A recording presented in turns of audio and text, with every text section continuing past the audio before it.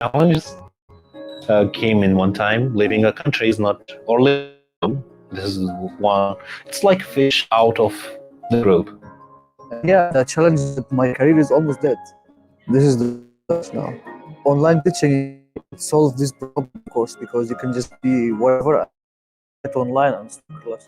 What italki offers new students I have never met, another continent, way me want to like learn my language. I feel like this is like I feel sometimes emotional. Italki, Better College and NGO Small Projects Istanbul are working together on this project. For people to kind of see and get to know someone who's experiencing a difficult time or who has had a difficult past, and to just remember people are people are people. We need to remember that we have a shared humanity, and I think that gets lost a lot in the media or in the news. I'm teaching Arabic for first-year students of Arabic in America. We both enjoy teaching and learning online. It's an amazing experience for me as a teacher. I find it so helpful for me, also for the students. Going into it, people might like have these assumptions that you're supposed to like learn something about refugees or like understand something new. But I think it's like most valuable to realize that like you're not really learning anything new other than that like this is like just another person just like you. My tutor Mohammed was like so nice and so willing to work with my level of speaking and comprehension. At the beginning, teaching online was a new experience for me, and it had a lot of challenges, but now I'm used to it. And honestly, I am enjoying teaching Arabic on italki. I care now. I care more. I care more about the language. I care more about my students. Teaching Arabic is something valuable for me. Maybe give me hope, or I feel gain hope. It's reward for me.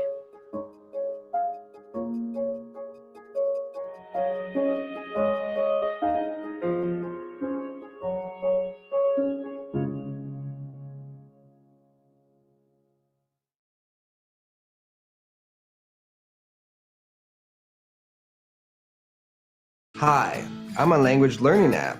Can we move on? This is a dog. I don't have a dog. Repeat after me. This person eats bread.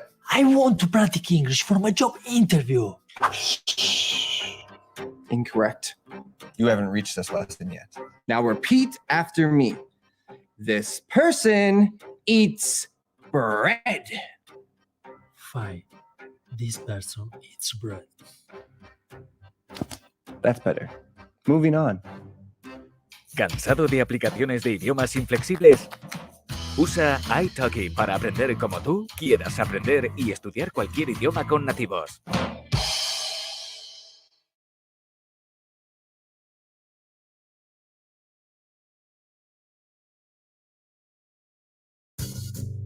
Meet Peter. He is learning Chinese.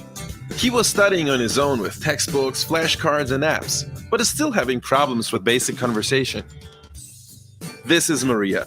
She loves learning English, but she doesn't have many opportunities to use it. With italki, Peter and Maria are able to get personal online lessons to help them become fluent in a foreign language. You can start learning a language on italki today. Just follow these 3 simple steps. 1. Select the language. English, Spanish, Chinese, French, Japanese. italki has teachers for every language. 2. Select the teacher. With italki, you can choose from thousands of experienced teachers from all over the world. And 3. Schedule a lesson. Online language lessons are the next best thing to living in a foreign country. With italki, you'll have a personal language teacher and real conversations with native speakers. Every day, thousands of people are connecting to international teachers through italki. Find a teacher today and become fluent in a foreign language.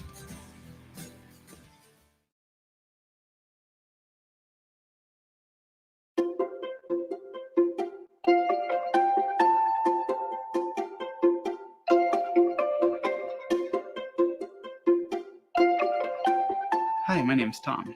I'm from the US, I'm a chemical engineer, and I'm passionate about language learning. I've used italki to learn 8 languages to a conversational level. I grew up in Colorado, where I was exposed to many different cultures, which cultivated my interest in languages.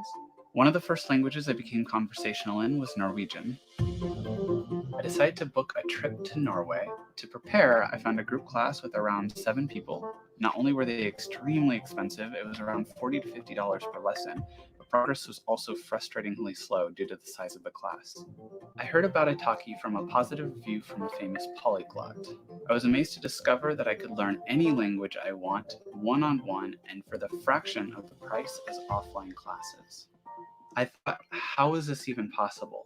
I immediately signed up with 2 teachers in Norwegian. One teacher, we would have conversation lessons and go through a textbook, and with the other teacher, we would go through worksheets and chat about random things. So essentially, I structured the classes in a way that would suit my own learning style, which never would have happened without italki. Within a year, I was relatively fluent in Norwegian. I was so happy that I could actually go to the country and use the language in a practical setting. And the best part is that I really enjoyed the learning process. I thought, why stop there? I picked up Italian and mixed my interest in Italian cooking with lessons on italki. After learning Italian for a year and going to northern Italy, I was able to easily get around and communicate with people. I then decided to set myself a personal goal of passing an advanced Italian exam, and my teacher on italki helped me to achieve this. I was hooked. I'd found the ultimate formula for learning a language from scratch and staying motivated. I would book a holiday in a new country in 1 year's time so that I could put the language into practice. I did the same with Japanese, French, German, Russian, Czech, and Hungarian, and even explored Chinese, Thai, Serbian, Farsi, and Sicilian. From this process, I made so many valuable friendships and connections that has improved not only my communication, but also my confidence. Whether I'm watching the news in German, reading about Italian politics, speaking to my cats in Norwegian, on the phone to my friends in Bergen, or watching fitness and nutrition videos in Czech, I find a way to get at least some practice of one of the languages every day. I found the best way to stay motivated is to align my interests with my language learning, and in that way it doesn't take over my whole life, which people often believe. I find this way of learning on italki so much fun.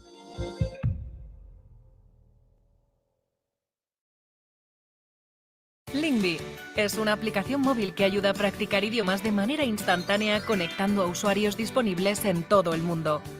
Con Lingvi encontrarás personas nativas dispuestas a ayudarte a practicar el idioma que desees aprender. Los usuarios con tiempo libre se mostrarán disponibles para recibir llamadas y de esta forma ganarán recompensas ayudando a otros usuarios. Así es como conectamos personas de forma colaborativa y gratuita en nuestra aplicación. Únete a nuestra comunidad, haz nuevos amigos y mejora en todos los idiomas que quieras. Descarga Lingvi y practiquemos juntos. Este es Peter. Está aprendiendo chino. Ha intentado estudiar por su cuenta con libros, tarjetas de vocabulario y aplicaciones móviles, pero sigue teniendo problemas para hablar. Esta es María. Le encanta aprender inglés, pero no tiene oportunidades para ponerlo en práctica. Con italki, Peter y María pueden recibir clases personales online para hablar con fluidez en otro idioma. Tú también puedes aprender un idioma en italki. Empieza hoy en 3 simples pasos. Primero, elige un idioma. Inglés, alemán, chino, francés, japonés. Italki tiene profesores para cualquier idioma. Segundo, escoge un profesor. Con italki puedes escoger entre miles de profesores con experiencia de todo el mundo. Tercero, elige el horario de tu lección. Las clases de idiomas online son el mejor método para aprender con profesores nativos. Con italki tendrás un profesor de idiomas personal y conversaciones reales con hablantes nativos. Cada día miles de personas aprenden con profesores internacionales a través de italki. Encuentra un profesor hoy y domina el idioma de tu lección.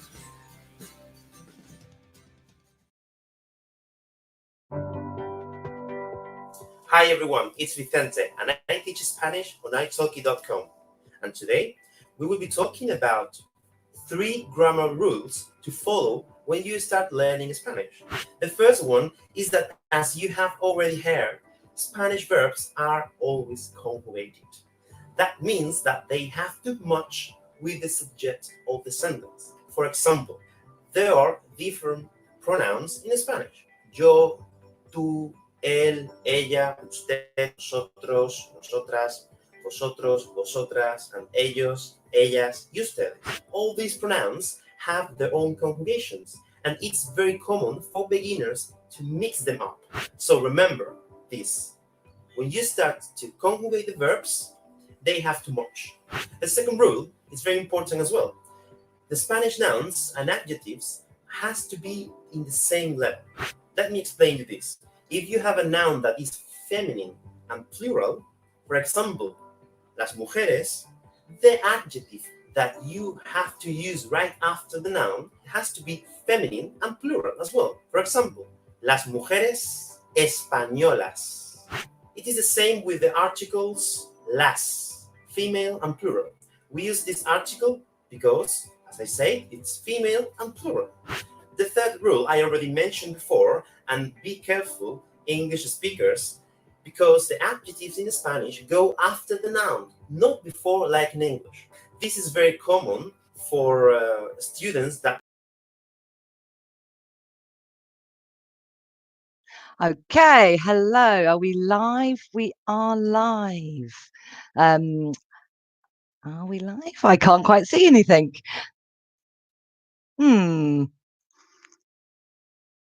I can't see if we're actually live. So let's get started anyway. Hi, everybody. Hola, buenos dias. My name is Claire, Teacher Claire UK. But of course, you can call me Claire. I think there are going to be people from around the world today, not just Spain. So perhaps I should say Guten Tag. Ohayo gozaimasu. Hello, everybody. Welcome to my class today on interview skills. Perhaps what we could do before we start is see who is in class with us today.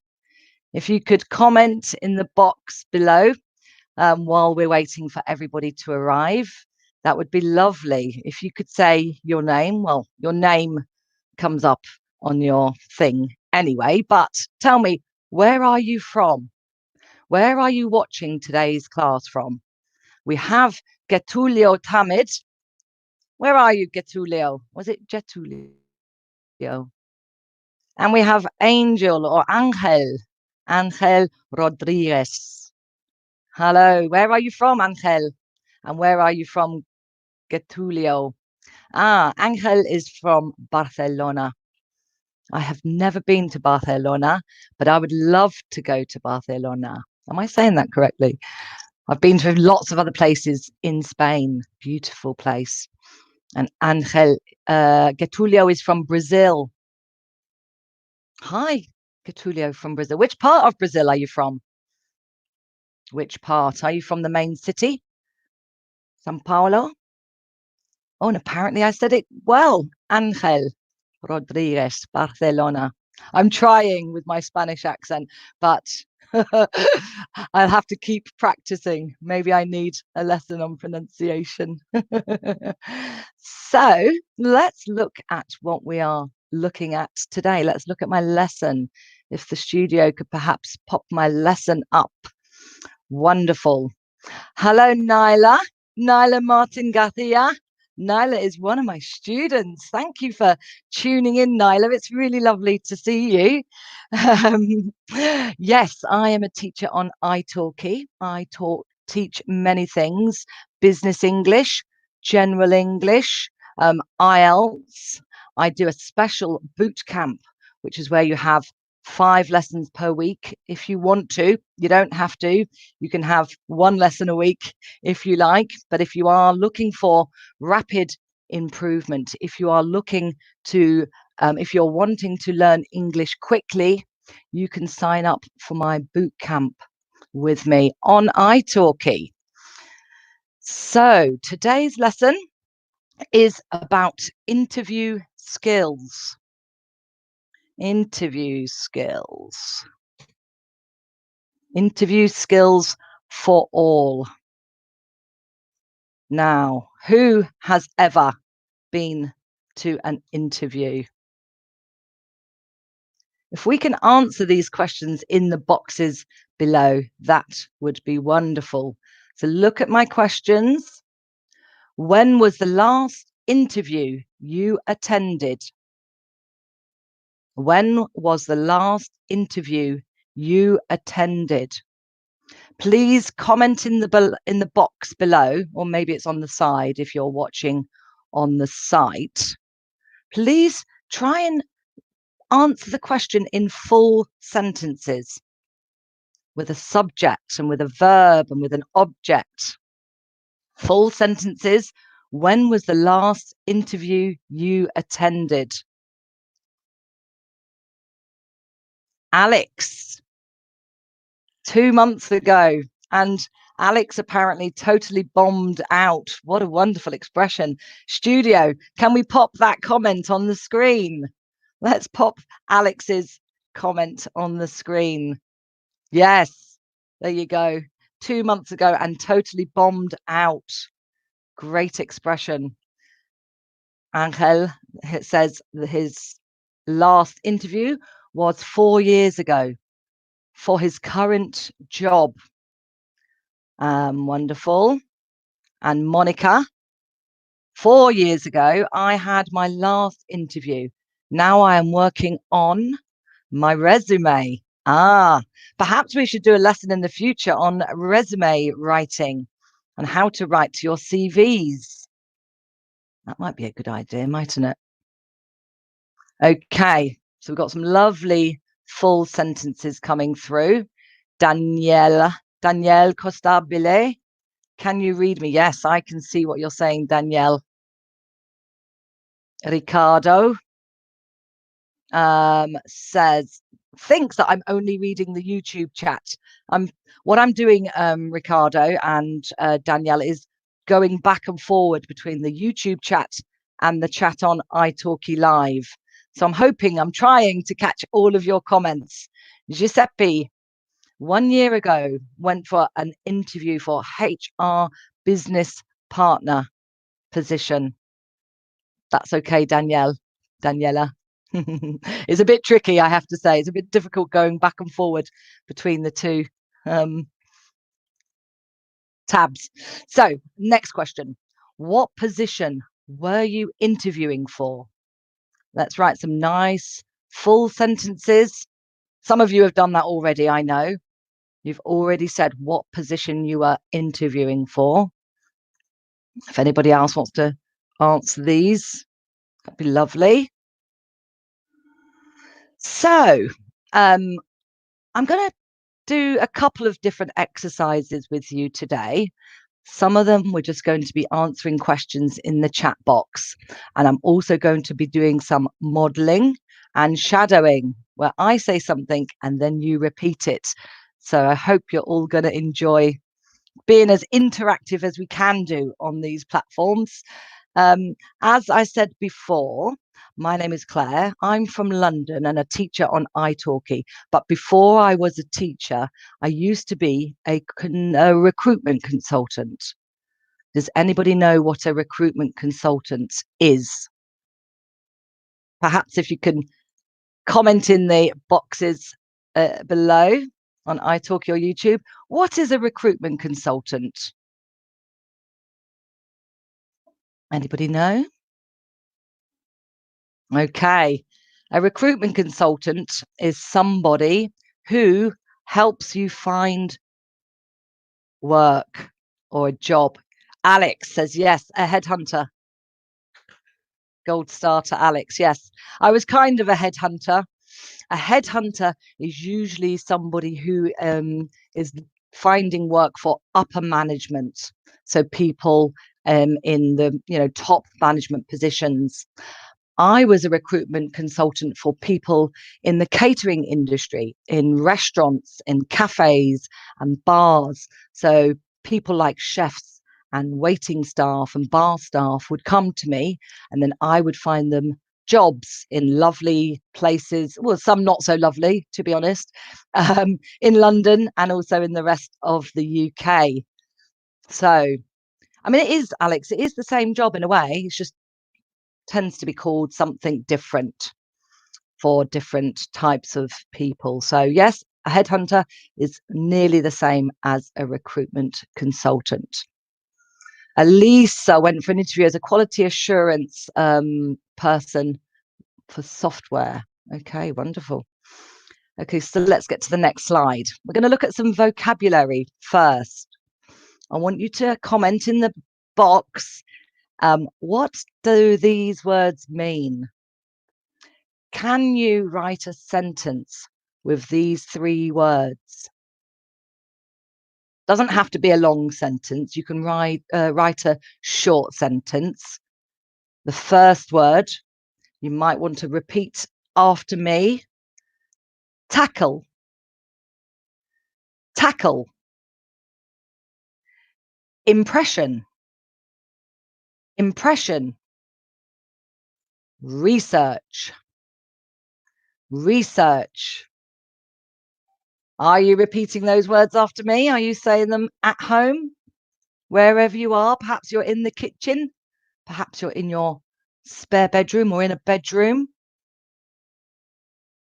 You can repeat them after me anywhere you are, even if you're on the bus, although you're probably not on the bus because of coronavirus, which let's not mention that too much today. So we have 3 words: tackle, impression, research. Has anybody written a sentence using these 3 words? Angel, we finished our research 3 years ago. Wonderful. We finished our research 3 years ago. That is a great sentence. Perfect. Helena or Elena, I must tackle a problem. I must, yeah, you could say I need to tackle a problem. Perfect. And Danielle, I hope to give them a good impression. Okay, good. So we have people that know these words already. Let's see if we can work out which sentence they go in. We have somebody with us today who is actually repeating after me. I don't know his name or her name. I think it's a he, because I think it's in Russian. Perhaps you could put your name in letters in the Roman alphabet that I can read, so I can say thank you to you personally. Okay, so we have a couple of example sentences here with a gap for where the word should go. So let's look at number 1. Which word goes in the gap for sentence number 1? I will read it to you, okay? Blank the company in advance. Blank the company in advance. Alex has got there first. Well done, Alex. Research the company in advance. Great. Number 2, make a good first blank. Be on time or early, actually. Dress appropriately and smile. Make a good first blank. What goes in that blank? Ricardo. Impression. Great. Lots of people have got that one. Ricardo, Marina, Helena. And Ricardo is having a great impression with me during this lesson. Wonderful. Okay. So you have a good impression of me as a teacher. Thank you. Marina is working at a social economic research institute. Wonderful. That sounds very interesting. Now, Monica has decided to do all 3. Wonderful, Monica. Number 1 is research. Yes. Number 2 is impression. And number 3, I will write it. I will read it for you. Blank the tough questions. Prepare ahead of time for the most common questions. Blank the tough questions. Prepare ahead of time for the most common questions. Yes, and as Elisa says, that one is tackle. Tackle the tough questions. Prepare ahead of time for the most common questions. And Alex has also given us another use of the word tackle, which is wonderful because it's important to know when there are more than one ways to use a word, more than one meaning. Good first tackle if you're a rugby player. Perfect. A rugby player does a tackle I think in football they tackle as well. I'm not a big sports person. I don't know if you can tell, but yeah, you can do a tackle in football and in rugby. Angel, what is the meaning of tackle? Studio, can we put this on the screen? Can we put Angel's question on the screen? What is the meaning of tackle? It has a lot of meanings, doesn't it? Yes, it does. It does have a lot of meanings. So when you're adding my new vocabulary into your personal dictionary, which you should all be doing, make sure you look at a couple of different meanings so that you understand there is more than one meaning. Perfect. Okay, let's go on to the next slide. The next one. I will model the words again for you, and then you will repeat after me. The person with the Russian name, hopefully you're listening still. And then we're going to do the same exercise with filling in the gaps with sentences. So let's go modeling. Punctual. Punctual. Website. That's an easy one. Website. Referee. Referee. Notice the stress is on the third word there. Referee. Referee. And follow. There. Too easy, that one, isn't it? Too easy, that one. Okay. Yes.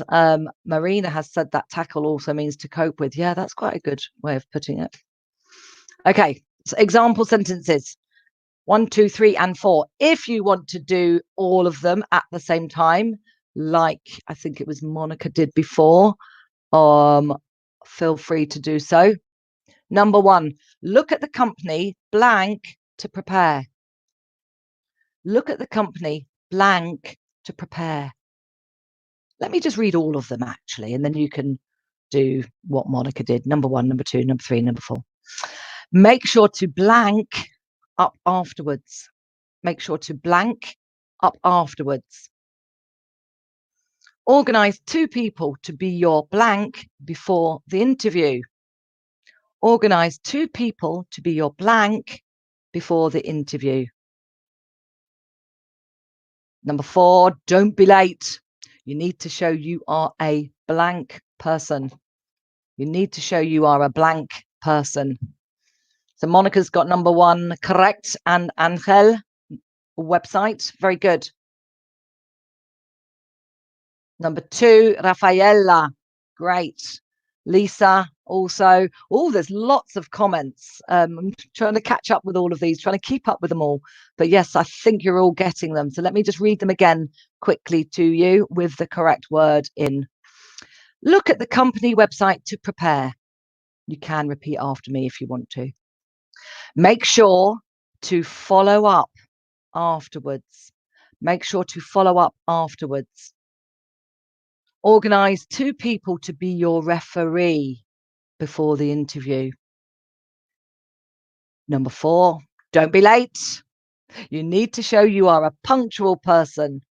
You need to show you are a punctual person, that you are on time. You don't want to be late for your interview. Great. Let's go on to the next. Now, which adjective describes a person who is always on time? Let's see if you can remember from the previous slide. Here's 3 to choose from. Is a person who is always on time, are they prepared? Are they punctual? Or are they polite? Are they prepared? Are they punctual? Or are they polite? Number 2. Everybody's saying number 2. Yes, everybody. Elisa, Alex, great. Yes. A person who is always on time is punctual. Make sure you're punctual. Don't be late. Next one, which is correct. What do you call the person who confirms that you are a good employee? What do you call the person who confirms you are a good employee? Let's see if you can do this one before I give you the options. Alex has said referee. Anybody else? Employer? Buddy. Miguel says buddy. Great. Yes, but the formal The correct answer is, let's look at the options. Let's look at the options, because this is where it gets a bit more difficult, because they're words that look the same or sound, look and sound similar. Reference, referee, and referral. That's reference with the stress on the first syllable, reference, referee with a stress on the third syllable, and referral with a stress on the second syllable. It is, of course, number 2, referee. Now, another sports, definition. What is a referee in sports? Anybody know what a referee is in sports terms? We talked earlier about tackle also being a rugby or a football term, a football word. What does referee mean in sports terms? The umpire. Alex, you're too quick. Very good. Yes, the referee in soccer and in so on is also called an umpire. But in this instance, in this case, it means the person that is going to write you a letter, they are going to write you a reference to say that you are a good employee. Okay. Oh, what have I done with my little screen here? Okay. So now we're going to go on to some tips for interview skills. Okay. You've got a few pieces of vocab that you can use. I'm going to do some more vocabulary in a moment, but let's look at this. My first tip, be prepared. Okay. What you need to do before your interview, on a piece of paper, maybe on a post-it note. My students, like Nyla, who's here in the class with me today, knows that I am very fond of post-it notes. They're very good. You can just write a couple of little notes and put them in your pocket or on the back of an envelope. But prepare any questions that you think the interviewers might ask you. Prepare some answers in advance, because one of the problems going to interviews is that we all often feel, I wonder if people know what the word is next. What do we often feel when we're preparing for an interview? What's the word that we would use? I feel blank when I'm preparing for an interview. Nervous, Alex says. Yes, most of us feel very nervous when we're preparing for an interview. Okay, so what you need to do is try to get everything arranged and organized before going to your interview to calm the nerves. And obviously, when you're going to an interview in a language that's not your first language, so if it's in English, you might feel even more nervous. Okay, so you're going to prepare yourself, try to do everything you can to not be nervous, and you're going to prepare the answers. I don't want you to memorize them word for word, because you will sound like a robot. Okay, you want to be natural in your interview. You don't want to sound like a robot, but you might want to jot down some of the words that you might use in your interview, just to help activate your knowledge before you go to the interview.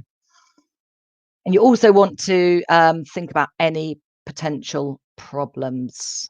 Okay, so let's go through those one by one. Be prepared. What questions might they ask you? Let's comment in the boxes below. Anybody? What do you think an employer might ask you in an interview? What sort of questions might they ask you? Anybody can comment in the box below. What will they ask you? What might they ask you?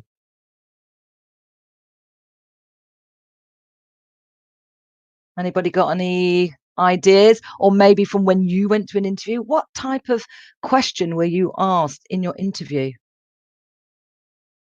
Great. Neuf pas. Does that mean not 9? Neuf pas en français. Why are you interested in this job? Great. Monica, could you tell us about yourself? Could you tell about yourself? Could you tell us about yourself? Yes. Studio, if we can pop a couple of these up on the screen, that would be wonderful. We've got Neuf pas, and we've got Monica, and we've got Angel so far. So if we can pop up some of their answers. Could you tell us about yourself? Okay, let's look at some of the things that I've said. So yes, number one, I've said they are definitely going to say, tell us a bit about yourself. Okay. They don't really mean tell us about your family, tell us about your hobbies. They don't want to know about your hobbies. They don't want to know about your family, unless it's completely relevant to the job that you're going for. But usually they want to know about your professional experience. What skills do you have from your previous job, or that you learned in your previous job, that will be useful in the job that you're going for? Okay, we call those transferable skills. What skills transfer from one job to this job that you're going for?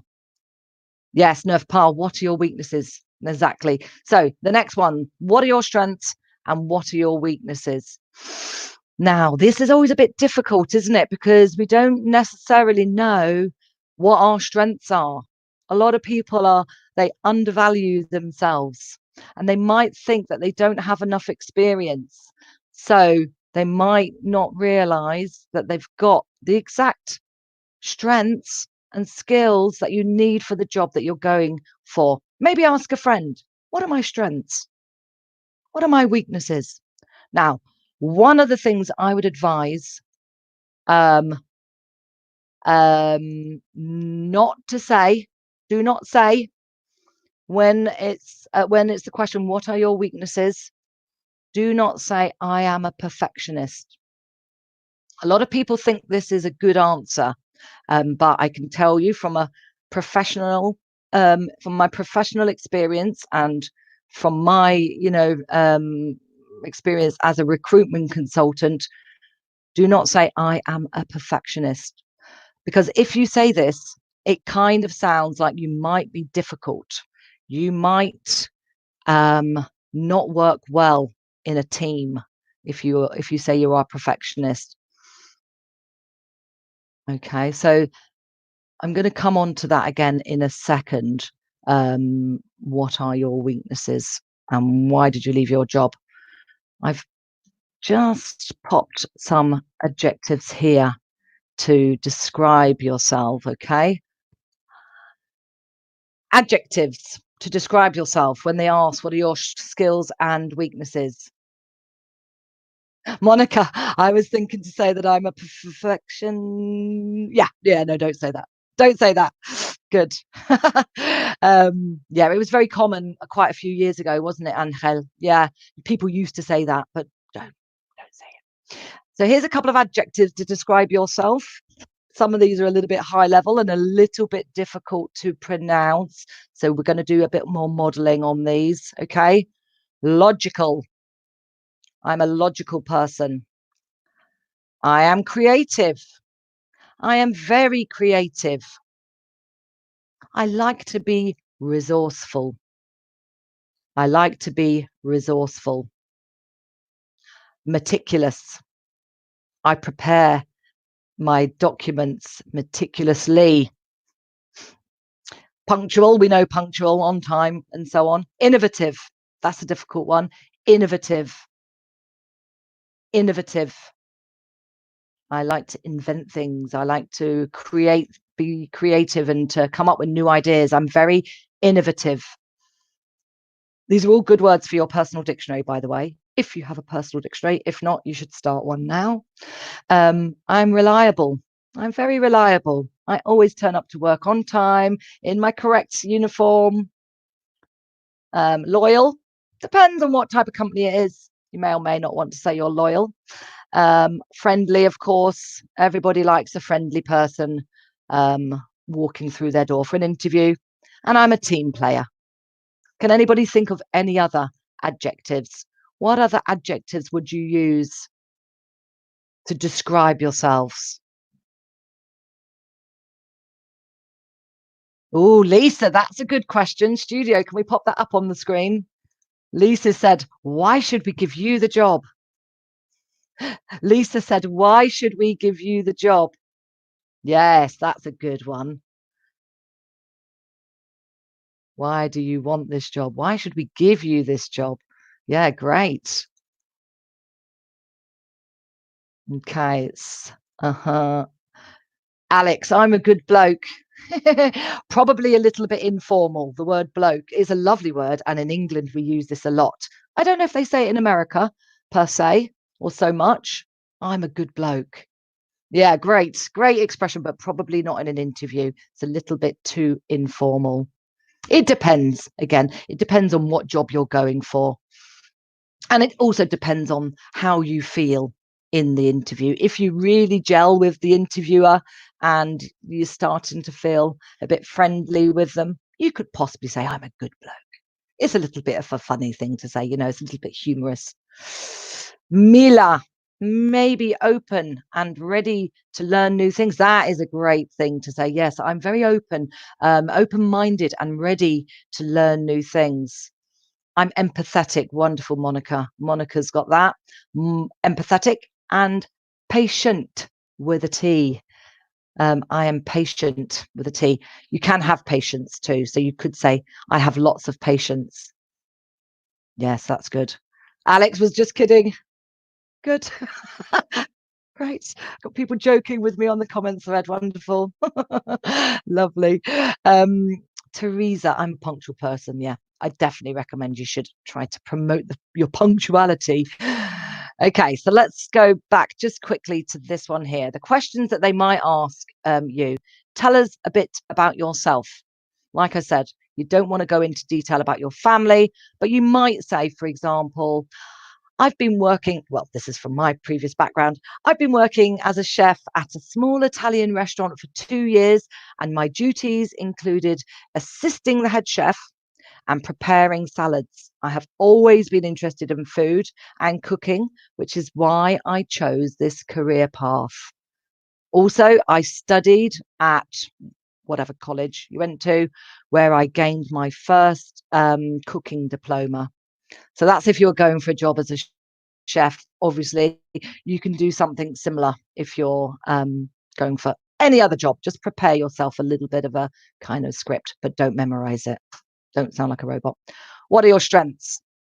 Okay, I'm a team player. I'm ambitious. I like to take initiative. What are your weaknesses? Right, yes, with this one, I said not to say that you're a perfectionist, but what you could say is try to find something that you did have a little bit of a problem with, a real example, and then demonstrate how you solved that problem. How have you improved yourself? Self-improvement. Employers love it when they have an interviewee coming in and saying how they solve problems. So, for example, you might say, I used to be a bit disorganized, or I didn't know how to be organized, but I have learned how to use, I don't know, Google Suite, all the Google Docs, Google Drive, Google Keep, wonderful note-taking system, Google Tasks, which is the to-do lists, and say that you have implemented an effective but simple management system which helps me be organized. They will love it if you say something like that, okay? But obviously, don't say you use Google Suite if you don't know how to use it, because, well, you're lying. You should never lie in an interview. You can actually lose your job. You can actually be sacked if they discover that you have lied in an interview. Okay, so don't lie. Don't say something that you haven't done. Okay, now this one. Why did you leave your last job? What would you say? What would you guys say? If they ask you, why did you leave your last job? What would you say? What excuse or what reason would you give to this question? Daniela, she says she's goal-oriented. Great. Giuseppe, honest and dynamic. Enthusiastic, says Marina. And Miguel says, yeah, they do not use the word bloke in the States. That's just a very English thing, an English word. And obviously I'm English, so we use this a lot. Lisa also said she's committed to her job, to her work. That's a good one. Okay, so why did you leave your last job? What would you say? My says, I want to have more challenges. That's a good one to pop up on the screen if the studio can see that one. Monica, you're just playing with me today, aren't you? Monica has said, I left my last job because I didn't like the environment. But she knows that's not really a good thing to say. Yeah, don't talk badly about your previous employer. Okay, don't say that. Don't say anything negative about your previous employer. It's really not a good look. You do not look good if you criticize your previous employer. Say something positive. Yes, like Angel says, I wanted to continue studying. There's Monica's funny comment on the screen again. I didn't like my last boss. Yeah, we're not going to say that. But Angel says, yes, because I wanted to continue studying. Alex said, I am looking for a new challenge and new learning opportunities. That is actually perfect. Well done, Alex. There it is on the screen. I'm looking for a new challenge and new learning opportunities. Great. Yeah, I would like to have more responsibilities, says Marina. That's a good one. I would like to have more responsibilities. And Ricardo says, I'm looking for a new project to enhance my skills. That's wonderful, Ricardo. I'm looking for a new project to enhance my skills. Great. Very good. Okay, let's crack on. Now, when I said earlier, be prepared. Be prepared. Think of the worst things that can happen before you're going into an interview and be prepared. Okay.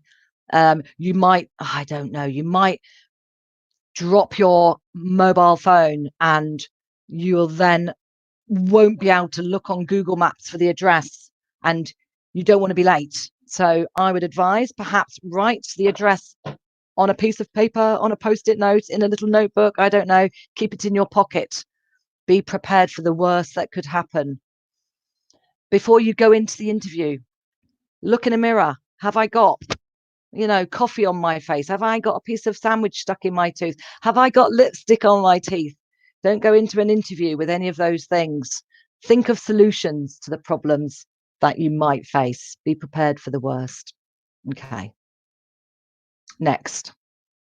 This is an interesting one. We're going to do a little bit of modeling for you, okay? I want you to read this with me. I'm not going to read it too fast, but I'm not going to read it too slow either. Stand up while you wait. So you arrive at the place where the interview is. The receptionist or somebody will invite you into a room to wait for your interview, and they will normally say, please take a seat. Please take a seat. Okay, you could perhaps sit down for just a second, but in my experience and what I would advise is once they've gone, stand back up again. Stand up. You will feel much more confident. Let me read this to you, okay? Read it with me. Stand up while you wait. You will often be shown into a boardroom before an interview and offered a seat while you wait. Don't take it. You don't want their first impression of you to be struggling out of a chair, so stay standing. You'll look more confident, and because we're all nervous when we go to interviews, let alone whether English is not our first language, you'll look more confident if you are on their level when they come in to get you for your interview. So stay standing. Also, you know what it's like when you sit down in a chair in a reception area or whatever. You can sometimes, catch your skirt or your trousers on your shoe. You don't want a last minute wardrobe malfunction. You don't want to rip something. You don't want to drop something when they come in to get you. You don't want to drop your coffee on you, or you have your iPhone cables all tangled around your head or whatever. So stay standing. You will feel much more confident. Such a little thing, but it's actually very, very effective. Okay, stay standing. Now, this one I always say in almost all of my lessons, even if you took lessons with me on italki, if you wanted to do interview practice with me, if you wanted me to write your CV with you, of course, I would always advise use vocabulary that you know. Do not try to learn very difficult words, especially like a couple of days before the interview. But generally, I would avoid difficult vocabulary anyway. Partly, number one, you might not know how to use it properly, like this word here, splendiferous. Okay, it is a word, but we don't want you to use it. I don't want you to use it. You might not know what it is, and also your employer or the person that is interviewing you, interviewer, may also not know English as a first, well, may not have English as a first language. So you don't want to confuse them. You want them to understand everything that you're saying. So use vocabulary that you already know, and then you will feel less nervous, okay? Because you're not trying to think of how should I use that complicated word. Yeah, use language that you know. Marina, thanks for O2. I've never heard about it. Heard about O2? Oh, number 2. Ah, yeah, good. Yeah, it was a good one, wasn't it? Okay, here's a couple of extra bits of vocabulary that you can use while you're watching this with me now. If you want to take a screenshot with your phone, you can. So you've got this vocabulary for your personal use afterwards. Or you can Google, well, you should probably say internet search on the internet for vocabulary interviews English. EFL or ESL or even just English, and you'll get a whole list of all of these types of words to follow up. Handshake, impression, qualifications, referee, we've already done some of these, to tackle, weakness, etc. So on and so forth, etc. So on the vocabulary tips, never use a complicated word when a simple one will do. Exactly the same as what I was just saying. Don't say splendiferous. Don't say splendiferous, which means magnificent, splendid, or bright. Just use the word bright. Or even splendid if you're in England, is a very English word. Oh, the weather is splendid today. Or just say lovely. The weather is lovely today. The weather is nice today. I am a nice person. I'm not splendiferous. Never use a complicated word when a simple one can do, okay? Angel says, you realize you can't understand your interviewer. Oh gosh, that is a good one. And Angel, that's why I was saying at the beginning also, prepare yourself. Think of the types of questions that they're going to ask you. So even if you can't understand them precisely, even if you can't understand every single word, you might be able to understand some of what they're saying and try to come up with an answer. But of course, Angel, you can also say, please, could you repeat that? Please, could you repeat that? If you didn't understand what the interviewer said, you could say, please, could you repeat that? You could also say, I didn't quite catch that. I didn't quite catch that. Please, could you repeat it? Okay, never use a complicated word when a simple one will do. Lovely. Now, you're always, oh, actually, let me go back. You're always going to be offered the opportunity to ask questions at the end of the interview. Let me see some nice full sentences in the comments boxes. What sort of question could you ask your interviewer? What are you going to ask them? When they ask you, do you have any questions for us? Never, ever, ever say no. Do not say, no, I've got no questions. Never say that. It makes you look uninteresting and uninterested in the position. It makes you look like you don't care about the job or the company or your self-progression in your, your own life. Okay, Angel says, okay, always make sure you have a question ready for the interviewer. Now, what are you going to ask them? Angel, can you think of anything? Monica, what are you going to ask the employer? Oh, Helena, that is wonderful. Can we pop that on the screen, studio? Helena, What is the best part of working for this company? Can we get that on the screen? I'm not sure if they can see that one. What is the best part of working for this company? Helena, that is a really excellent question. That shows that you're really interested in the company and you're interested in how you are going to fit in to the company, Very good. Anyone else? What other questions can you ask? What are your expectations for this position? That's an excellent question. Studio, can we pop that one up? Okay. Angel, are you joking with me again? Angel has said, can anybody see Angel's comments on the YouTube landing page? Angel has said, can I take my holiday soon? I think you're joking with me. I'm sure you're joking with me.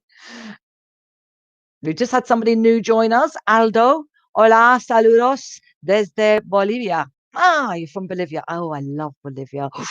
Yes, great. Went all along the Andes. Yes, wonderful. Lake Titicaca. La Paz. Oh my goodness, La Paz, amazing. Witches Market, and so on and so forth. And Manton has just joined us from Barcelona. Hello, everybody, all the new people. Yes, Angel, you're messing with me, I know. So some of the good questions that you could ask. Helena's, what is the best part of working for this company? Alex, what do you see as the key challenges of this role? Wonderful. Ricardo has said, what is a normal day like in this company? Yeah, that's a good one. What is a normal day like in this company? Very, very good, all of you. Gold star. If you were in my classes on italki, you'd get a gold star. Right, here's some good questions as well, some more. I will read them to you and you are going to shadow. I will model and you will shadow. So wherever you are, kitchen, bedroom, garden, balcony, I want you to repeat them out loud. The best way to practice for your interview is to read things out loud. Get your mouth activated, get it exercised, get your mouth remembering what the words feel like in your mouth.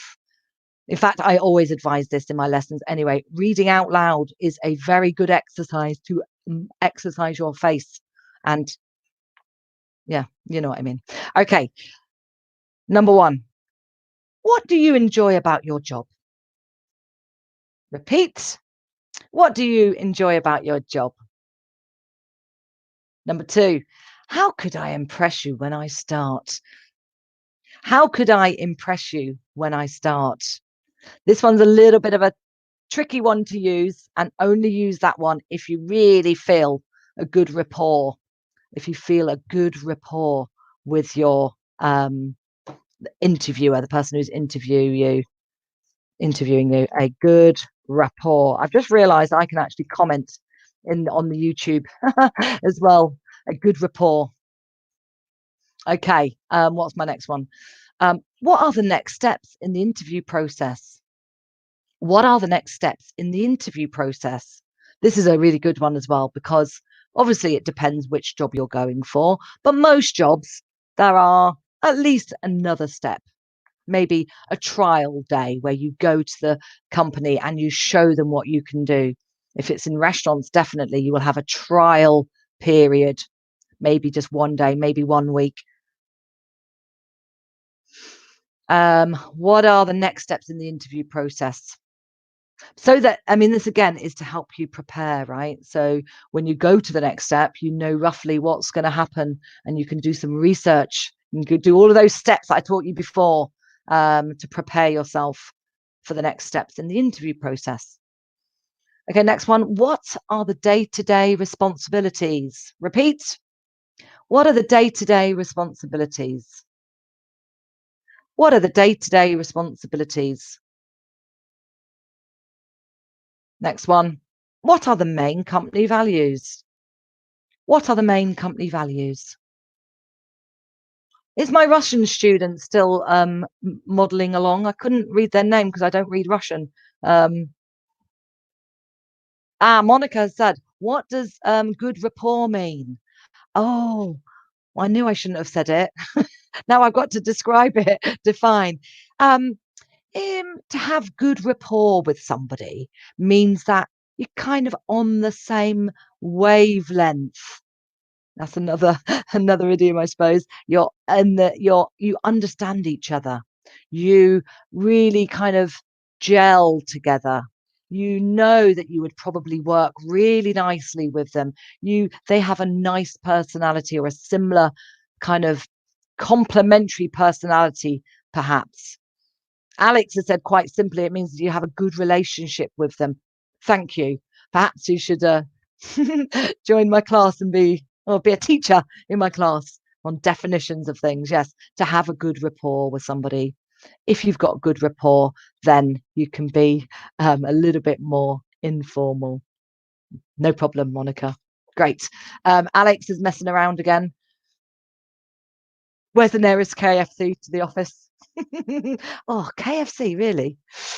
Actually, no, I do like a piece of chicken. Lisa has asked, what does company values mean? Okay, does anybody else know? What does company values mean? Let me see if I can pop that on the YouTube thing as well. There we are.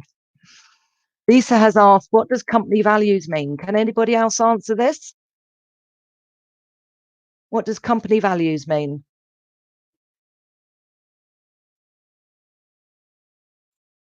Good question to pop up on the screen.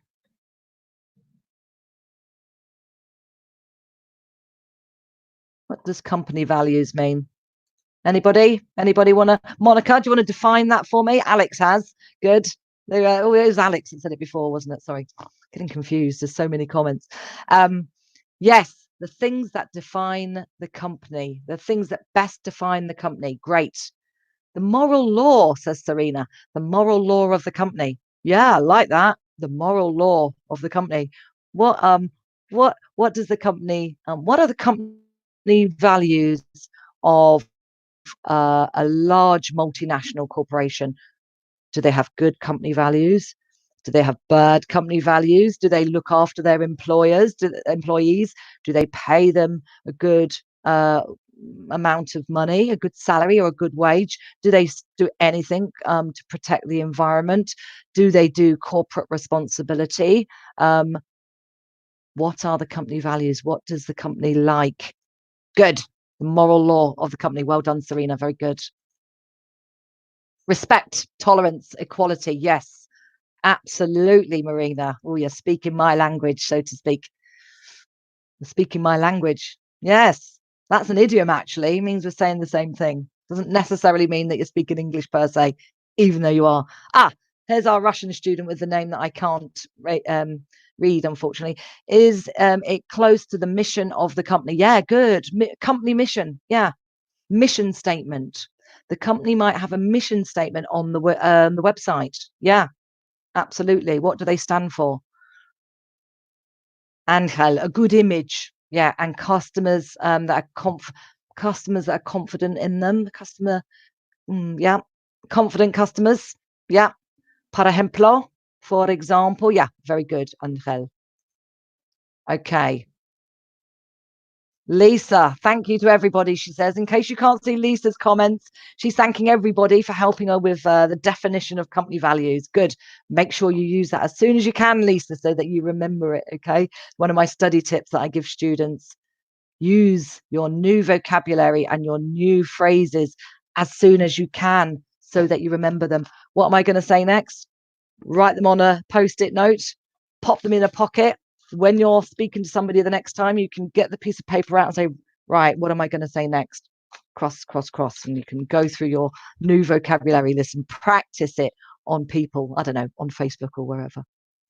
Yeah. Equality with regards to age and sex and so on. Thank you, Marina. Absolutely important. Now, finally, on this one, questions not to ask. Do not ask these. They don't, you should have done your research before. If you wanted to know how much the pay is, you should have done that before the interview. It's not a good look to ask about money, to ask Well, especially the second one. What does your company do? You should know that already. Okay. Just rephrase it like some of the people earlier on the thread said. What does a typical day in your company look like, and so on. That would be a better way of saying it. Okay. Do not say, what does your company do? Do not say, did I get the job? Because they're not going to tell you straight away. They're going to send you an email. Almost always send you an email. They might phone you up. What is the salary? Same thing. Do not ask about money. Okay. How many more slides have I got? And not many. Number 4. Okay. Little tip. Speak up, project. Okay. But don't speak too fast. Again, you will make yourself feel more nervous if you speak too fast. Plus, you will make more mistakes if you speak too fast. Plus, you will sound nervous even if you're not. If you speak too fast, it's normally when you're too nervous, and you will make mistakes, and your interviewer may not understand you if English is not their first language. So you don't want to confuse them. Speak up, but not fast. Don't shout. Definitely don't shout. And if you need some practice on this one, what I would advise is try to imagine. This is an actor taught me this, okay? An actor taught me this tip on how to prepare for anything where you're speaking, like a presentation, public speaking, interview. And I do lots of all of these things. Plus, I do training for these things as well. This actor told me, close your eyes and visualize, try to imagine the room you're going to be in. Is it going to be a small room with just 2 people? Is it going to be a huge room with 100 people? I mean, in an interview, it's unlikely to be 100 people, is it? But just imagine the size of the room. If it's going to be a very big room, you're going to need to project even more. You're going to need to project your voice, but don't shout, okay? Obviously, I think that was too obvious. Now, a couple more tips to prepare yourself for your interview. Who does any of these things? Who does any of these things?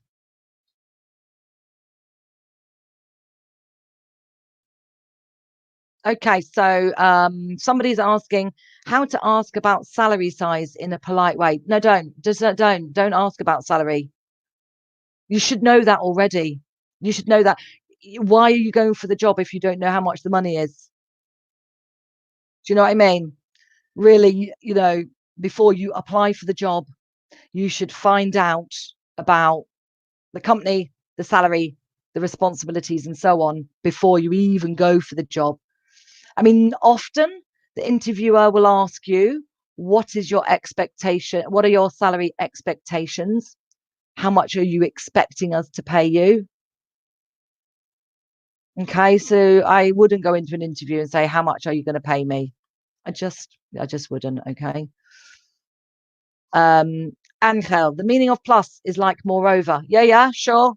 Plus means moreover, but don't use moreover in an interview. It's far too formal. You want to be semi-formal in an interview. Okay, you want to sound natural.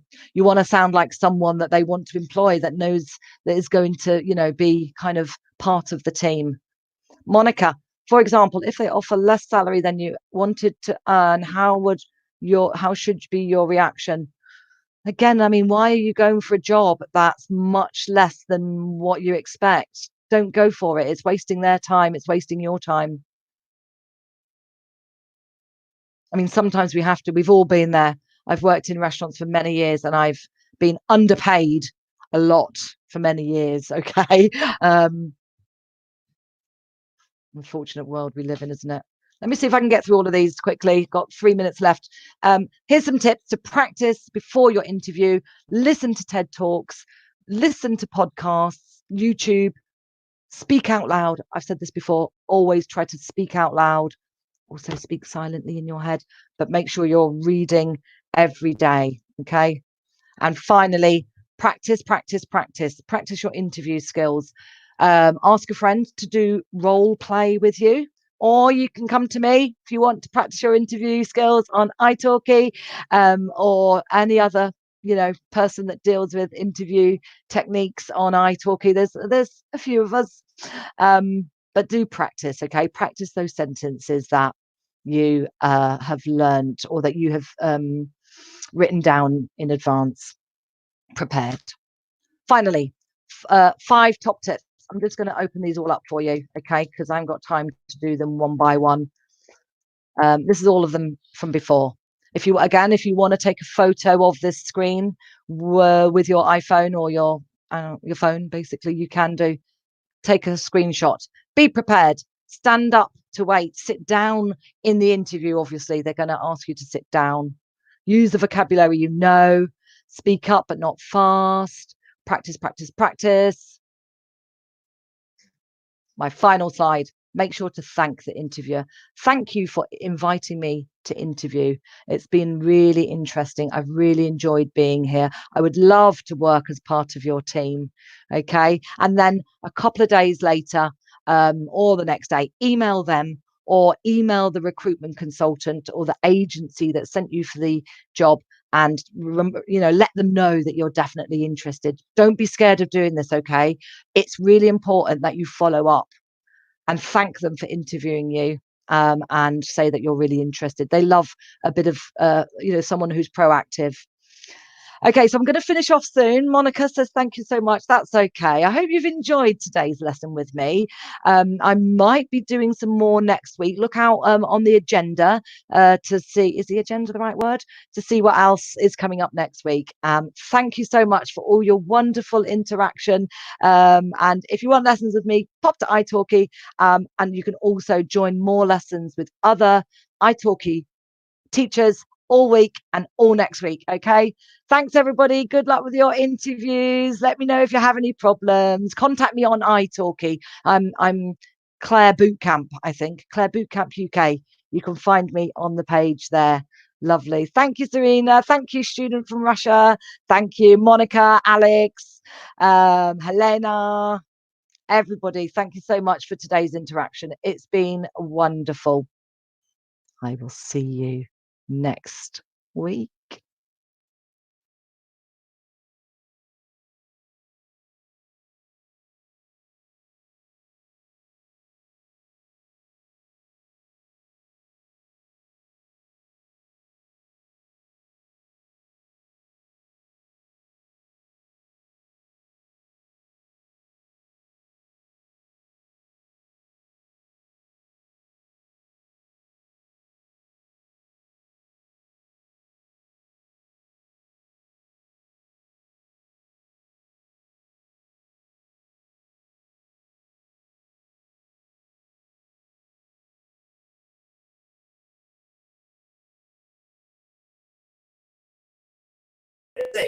Las mujeres españolas. Españolas is the adjective, and I put it after las mujeres.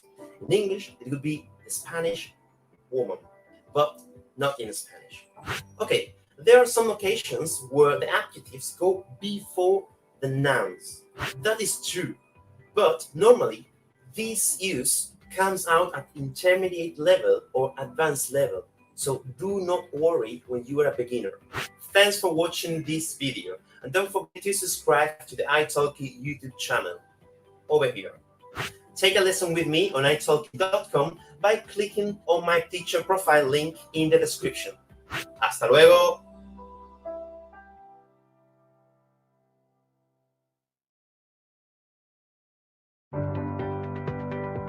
Hi everyone, it's Vicente, and I teach Spanish on italki.com. And today I will be talking about 7 Spanish words that are similar to their English counterpart. These words are also known as cognates. What a cognate is? A cognate is a word that has the same linguistic derivation that another word, and it looks similar, and when you pronounce it, it sounds almost the same. And here I will give you 7 cognates so you can use them in Spanish as well. The first one is alcohol in Spanish. Guess you know what it means. It sounds pretty similar than in English, doesn't it? Number 2 is conclusión. This one has a different pronunciation. in Spanish that you will understand definitely when you start learning Spanish. Number three, hobby. This one is completely similar. We basically took this word from English. Number 4, individual. Of course, it's the same word, just different pronunciation. The next one, number 5, is piercing. Yes, we use this word with the same pronunciation and meaning. Next one, number 6, is informal. I like to use this one in my lessons to explain ways to greet and say goodbye because it's similar in English and is a word that the students understand very quickly. And the last are some words related to sports. If you're learning Spanish and you like sports, you're lucky because most of the words are cognates like football, tennis, baseball, volleyball, hockey, water polo, golf, surf, and so on. As you can see, almost all sports are cognates. So, talking about your hobbies should not be difficult. As you can see, there are many, and I would like to remember you that there are hundreds of cognates, and if you check them, you can be ready to your first Spanish lesson. Thanks for watching the video. Don't forget to subscribe to the italki YouTube channel for more tips on learning Spanish. Take a lesson with me on italki.com by clicking on my teacher profile link in the description. Hasta luego!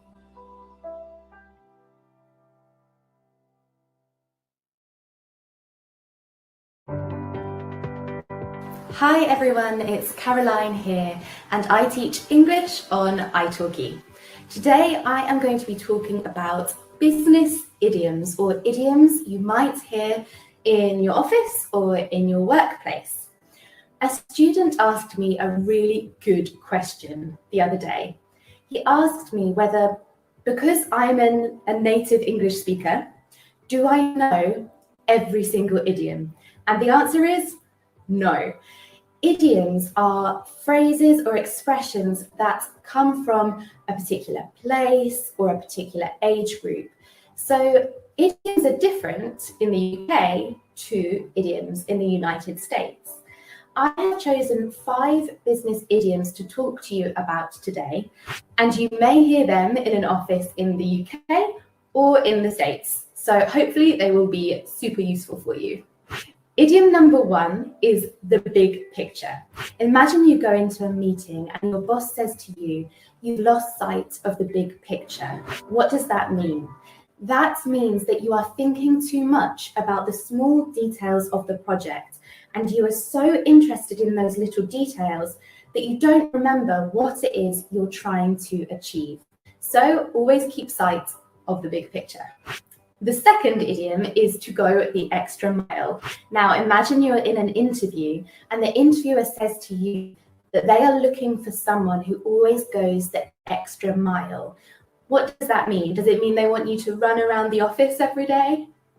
No, it means they want more than just what is in the job description. They want you to go that little bit further and to take on extra responsibilities. That is going the extra mile.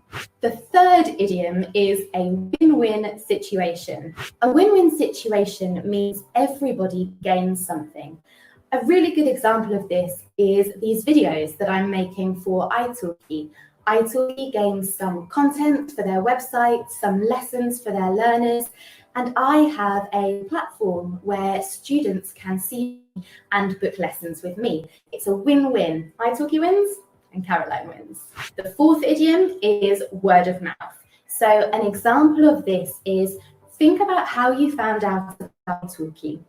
Did you find italki by searching on Google? Or did you find italki because one of your friends recommended it to you? Recommendations from friends are word of mouth. It can be positive or it can be negative. If your company gets bad word of mouth, it is going to be a very difficult time for your company because people really listen to the opinions of their friends. So make sure whatever you do, you have good word of mouth about it. The fifth And final business idiom is to touch base. My manager used to say this to me a lot. To touch base means to have a very quick and short meeting about a project or something that you are working on. It might only be 5 minutes of your time, but in that time, you will check that your understanding of the project is the same as your manager's understanding of the project. So I have a challenge for you. In your next lesson, I want you to ask your teacher if you can touch base about what you have learned in your lessons so far. This could be 5 minutes at the end of the lesson where you review all of the different subjects that you have been studying. You're touching base about the things you have covered so far. Thank you so much for watching this video. Don't forget to subscribe to italki by clicking somewhere. And you can take a lesson with me by clicking on my teacher profile in the description box. Have a good day, everyone. Bye.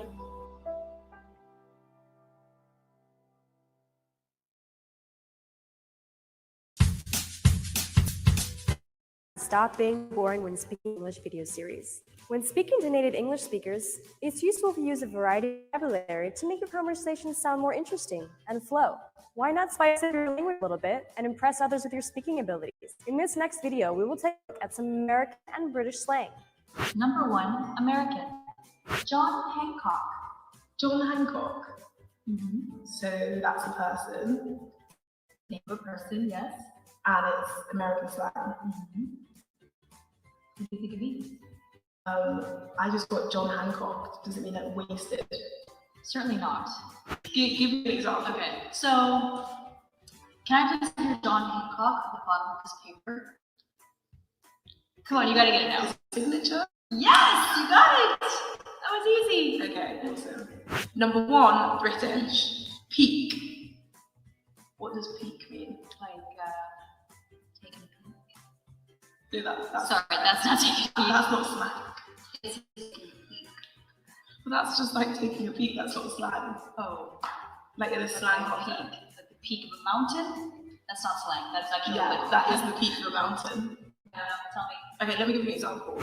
So say you go out one night and you lose your purse, your keys. Is it like the most horrible situation you can be in? Yeah, exactly. You'd be like, that's so peak. You'd be like, oh, yeah. How was your night? It was so peak. I just got fired. That's so peak. Exactly. Cool. So it's like the peak of badness, I guess. Oh, I got it. Yeah, okay. So the peak. 2, American. Jacked. Jacked. Does that mean like hench? What does hench mean? Like say you go to the gym. Don't answer back with a slang word. So the British equivalent of jacked would be hench, I think. So if someone's like really ripped. Yes, exactly. Okay. So hench. Go to the gym, work out a lot. Like, whoa, look at him, he's so jacked. We would say hench. Number 2, British. Peng. Peng. Peng. Peng. P-E-N-G. Peng. Like someone being panged on the head with something? Or just thinking of bang. Pang. Similar, I don't know. I guess it's a little similar. No. Give me an example. Okay, so for example, say you're eating a cake, it's delicious, you can say, oh, this is peng. Does it just mean delicious? You could use it in other contexts as well. Like it hits the spot, you know? Yeah, but I could also say that your eyes are peng. Or a person is peng. Just mean like extraordinarily awesome? Basically. If you're talking about a person, you might even say peng-ting. Peng-ting. Like he's a peng-ting. Okay. This is mostly Like London. he's like a 10. Yeah, exactly. So like the top of top. Yeah, basically. Number 3, American. I blew it. I blew it. I blew it. What a nightmare. I blew it. Yeah. So that means that you've completely ruined the situation. Yeah. Yeah. Say like, I didn't make it into school. So my parents will not be proud of me. I blew it. Yeah, but you rocked up late to work. Don't really ever do that. Yeah. I'm never late. Number 3, British. Having a mare. Having a mare. having a nightmare, like horrible, real nightmare in reality, basically. Very good. Okay. That's exactly That was it. a lot easier than that previously. Yeah. Well, I thought I'd go continue. Having a mare. You were having a mare before. I was having a mare Yeah. before, not understanding anything she was saying. Yeah, exactly. So there you have it. There's our British and American slang. Tell us what you thought of it. Did you understand it? And we'll see you next time.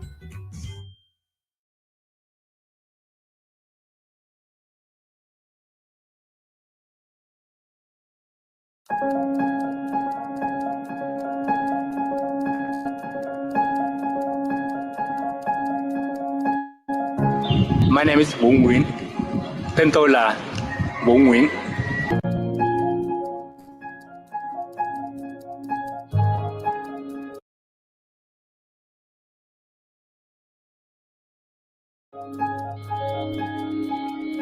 It's really amazing thing for me.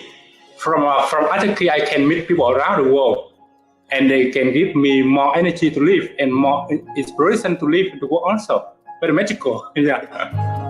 When I can go on lesson and I feel that I'm doing a very good job and then working at home is a very wonderful thing. I think that I can do something and I'm doing something here. I think that I can say idea and talk with people. That is the first motivation for me to come here. Hello, everyone. Good afternoon. In the case of many of you, good morning. In the case of me, welcome back to another session. The last session for today, our email workshop.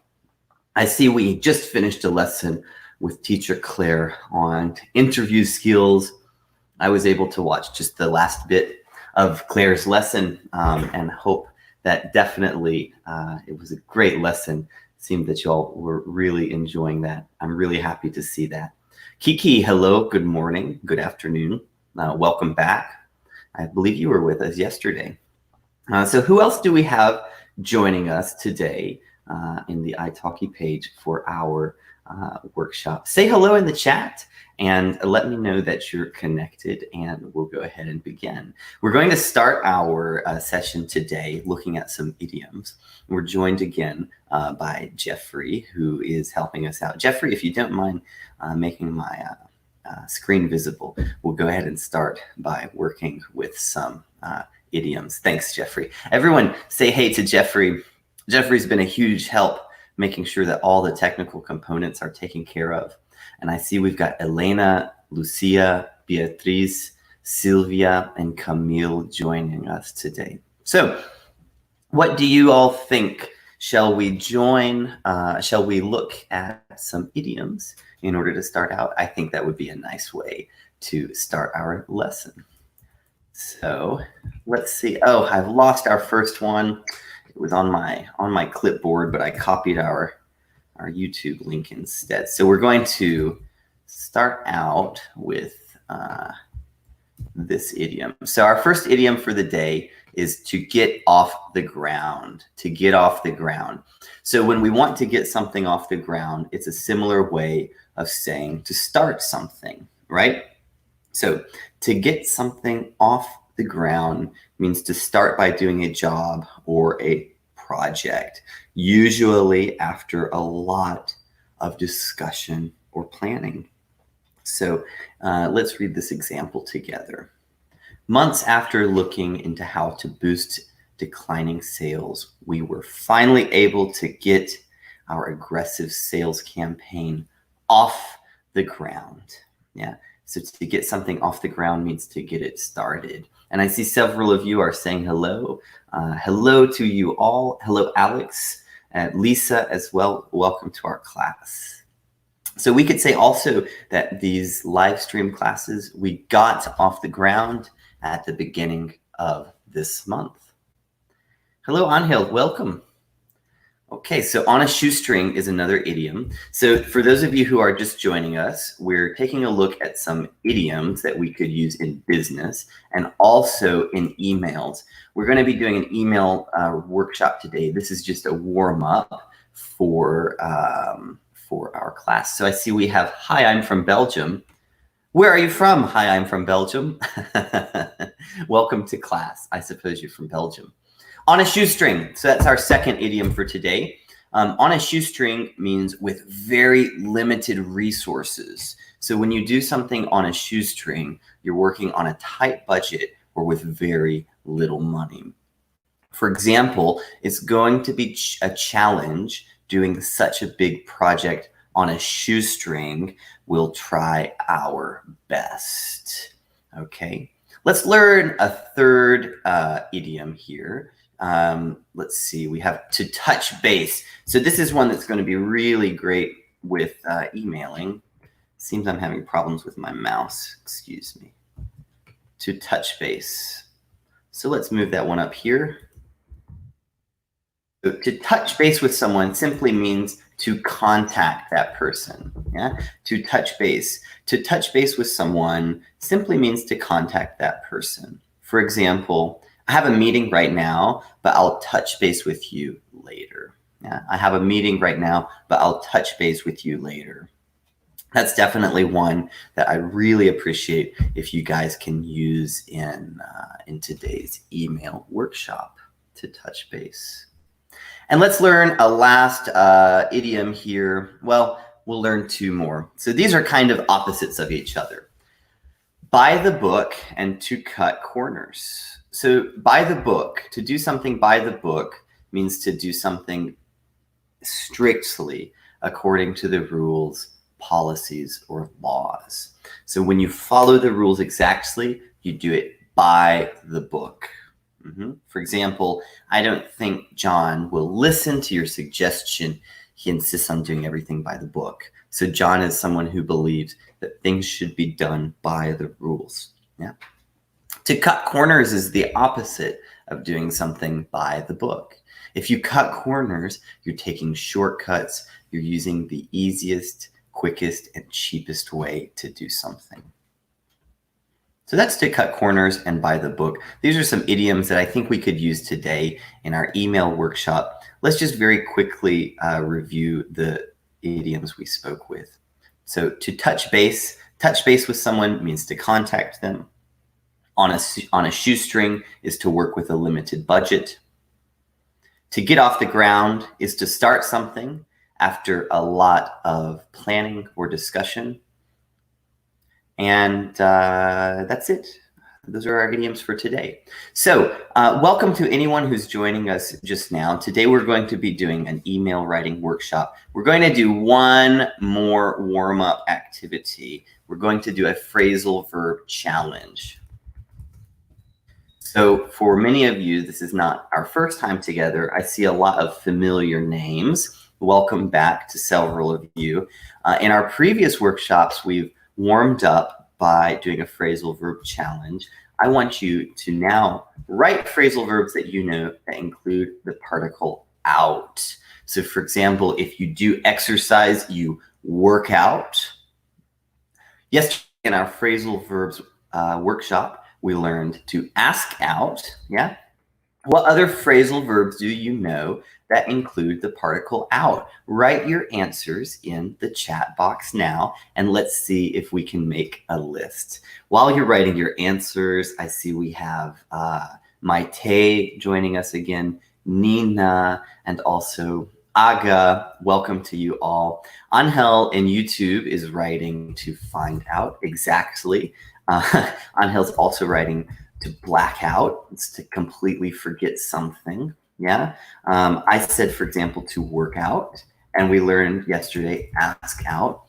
Italki people, what kind of verbs do you remember from yesterday, or other verbs without? So Maite is writing to stress out. Good. Aga is writing to get out. Maybe you feel like you'd like to get out of the house. Beatriz says to go out. Exactly. Good. Let's see. What other examples do we have without? Lucia, you say put out. I think you mean, for example, to blow out. For example, I have a candle over there, and when I want to apagar la vela, when I want to not have any more fire, I'll blow out the candle. Or on a birthday, you blow out the candles. Yeah. Lisa is saying to find out. Excellent. Hi, I'm from Belgium, says to watch out. Liliana is saying to figure out, to look out, to speak out, to carry out. Carry out. Good. To figure out, to keep out. Good. So yesterday, one of our examples was the guards tried to keep out protesters. And Alan Hernandez also includes to watch out. Good. Excellent list of verbs. Let's do one more phrasal verb challenge before we begin with our email workshop. What phrasal verbs can you write with the particle up? So write phrasal verbs in the chat box. Let's see what kind of list we can make. Write phrasal verbs that include the particle up. Let's make a list of them. By the way, guys, if you'd like to have a copy of these materials, just access my italki profile, send me a message, and I'll send you a copy of these materials. Everyone who emails me on Friday, tomorrow afternoon, you're going to get a message from me with access to all the materials, both from the phrasal verb workshops and from the email workshop. So if it's something you'd like, my italki profile is very easy to access. You can just click on my name in the calendar below the chat, or you can go to italki.com/communicate and I'll send you a copy of these materials. So we've got a lot of different answers coming here with up, love it. So I'm going to start from the bottom and work up. Maite is writing to wake up. Elena writes to break up. Aga writes to dress up. Kiki writes cheer up. Kiki, that's one of the words we learned in our sessions. Great. Kiki's also writing to suck up. So this is a Bart Simpson phrasal verb. To suck up to someone is kind of to be nice to someone artificially because you think you might get something out of your nice interaction. Alan writes to split up. Maybe if you're sick of your partner, you're going to split up with them. Or if a band doesn't enjoy playing music together, they split up. Monica writes to beat up. Exactly. Yeah. Elena writes to look up. Yeah. Barbara writes to hurry up. Juan says to give up. Angel is writing to hang up. Good. To hang up the phone means to disconnect. Angel also writes to blow up. Yeah, to explode. Elena's including end up. So maybe at the end of this quarantine, you'll end up speaking excellent English because, I don't know if you've heard, but italki is extending these classes until the end of next week. So definitely keep an eye on the calendar and perhaps you'll end up speaking lots of excellent English. Eleonora is writing to keep up. Good. And Alan is saying to pick up, which of course is the opposite of hang up. Good, excellent job. So you're doing really well with these phrasal verbs. Let's just do one more for good luck. Yeah, 3 is a charm. And Lisa is also including there to call someone up. Well done. So let's just create a new page here. And we're going to make now one more phrasal verb list. Our last phrasal verb challenge is going to be, we had out, we had up. How about we have down now? Yeah, down. So several of you messaged me after our workshop and said that you really enjoyed learning the verb to wind down. What other phrasal verbs do you remember, or phrasal verbs that you know that include the particle down? So Ellen, we've got, let's see if I can keep up with you guys. To get down, slow down, take down, fall down, chop down. Yeah, to sit down, to also to live down, to chop down or to cut down. What do we say if the wind blows down a tree? What can we call that? Do you remember? Let's see. Angel is saying to break down. Yeah, good, good. Alex is saying to shut down, another one that we've learned in class. Alan is including to cool down, yeah, to cool down. And hi, I'm from Belgium, and Elena are also getting this correct. We say to blow down. Alex is also writing to lock down. Yeah, exactly. Right now we have locked down several cities. What about you? Are you still in a lockdown? Let's see if I can change the text size. One moment. Okay. What else do we have? To wear down. Exactly. And Elena is remembering our workshop from yesterday, to quieten down. Quieten down. We also learned to calm down. What did we learn for political speech in our workshop yesterday? Good. Elena's written it to tone down. Wonderful, wonderful. Speed down, Angel. No, that's not a phrasal verb. But Angel, what do we say if someone is driving too fast? If you're in a taxi, they're going above the speed limit. How do you tell them to reduce their speed? What's the phrasal verb we use there? Elena's writing pour down. Yeah. So right now where I am, it's pouring down rain. Hi, I'm from Belgium has got it right. Slow down, and several of you as well. So excellent job, guys. Let's go ahead and begin. We'll get out of our phrasal verb mode and move on with our workshop. But for right now, I'd like to know, where are you from and what did you have for breakfast today? Write that in your chat box. I know we have someone from Belgium. I know we've got lots of participants who've joined us several times from Spain. So welcome to you. Where are you from and what did you have for breakfast today? So for those of you who are new to our workshops, I'm from Tennessee, which is in the south of the United States.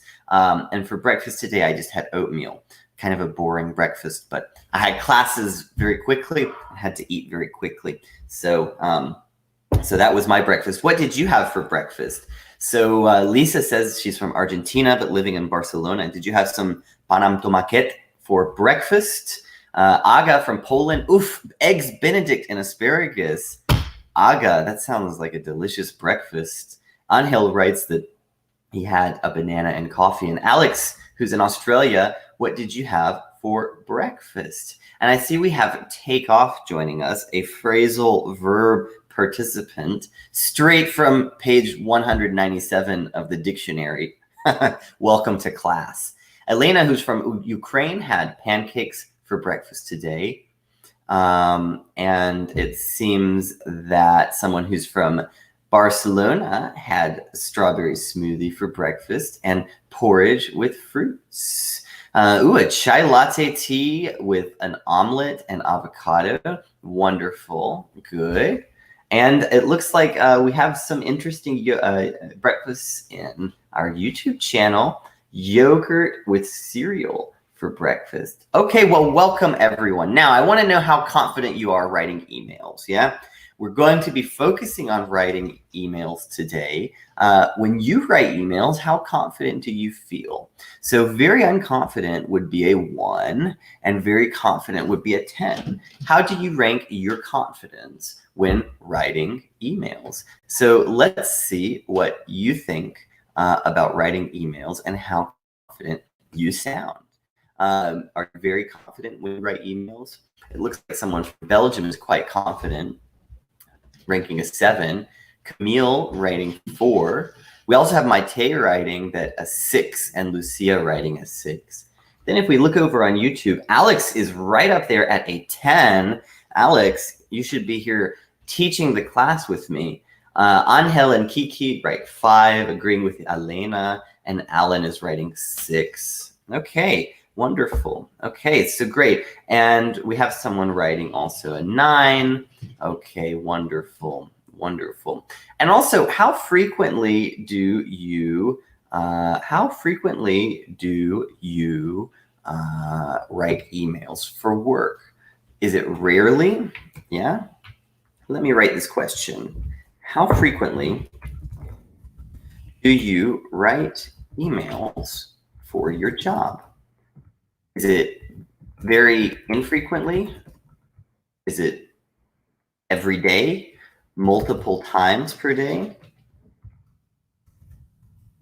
How frequently do you write emails per day? And Helena is also writing that she's a 10. Wonderful to know. Barbara is saying about 3 or 4, but that she feels confident after these workshops. Excellent, Barbara. Barbara, have you joined some of the other workshops on email writing or phrasal verbs? I'm glad to know you've enjoyed it and feel like you've improved. Alex is writing every 5 minutes. So that's why you're saying a 10, Alex, because you're having to write emails every 5 minutes.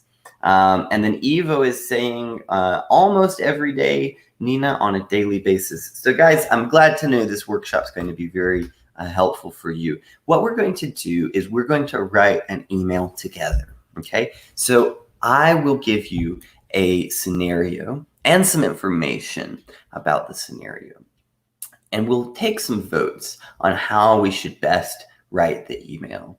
So what we'll do is you'll be writing some sentences, I'll be writing some sentences, and together we'll also be deciding what the best sentence would be.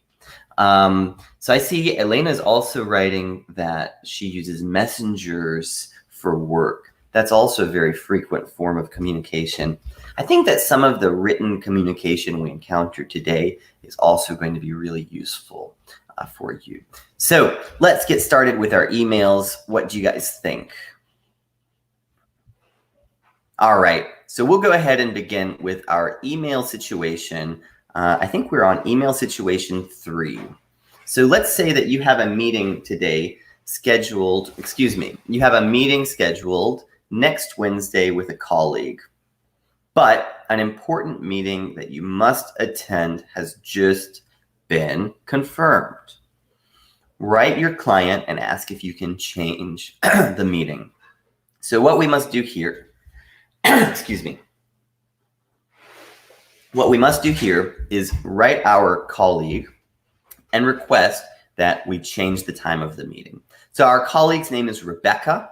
Our meeting was originally scheduled for Wednesday morning, but we have an obligatory meeting, a team meeting at that time. I'd like for us to suggest an alternative date, perhaps Thursday afternoon or Friday morning. The tone that we want to have in this email is apologetic but professional. So let's take a moment just to read this once more and make sure we're clear before we begin writing our email. Situation 3, you have a meeting scheduled next Wednesday with a colleague, but an important meeting that you must attend has just been confirmed. Write your client and ask if you can change the meeting. So our colleague is Rebecca, and our meeting is originally scheduled, our client is Rebecca, and our meeting is originally scheduled for Wednesday morning, but we have an obligatory team meeting. When we're writing Rebecca, what we want to do is suggest an alternative date, and in our email, be apologetic and professional.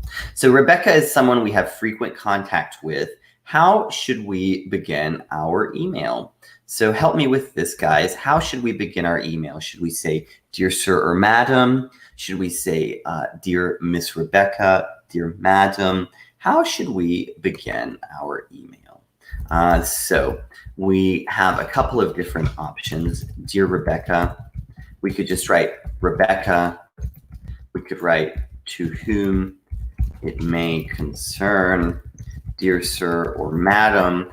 What do you think we should write? So go ahead and participate in the chat. Tell me what you think we should write. What is the best way to begin this email? Dear Rebecca, to whom it may concern, we could say, hey, Rebecca, for example. But we do want to have a professional but apologetic tone. So what do you think best includes or best achieves this tone? So I see a lot of people are saying, dear Rebecca. I've got to agree with you. I think dear Rebecca is the best way to start this email. We could also just say, for example, hello, Rebecca. But I think that since we do want to be a bit apologetic, we could say just dear Rebecca. So, dear Rebecca, how should we start our email? Well, we should probably be a bit polite. Why don't we say, for example, Hope you're doing well. Hope you're doing well. Dear Rebecca, hope you're doing well. I'm writing because, I'm writing because, okay, I hope you're doing well. I'm writing because. So I want you guys to finish that sentence. Finish that sentence in the chat.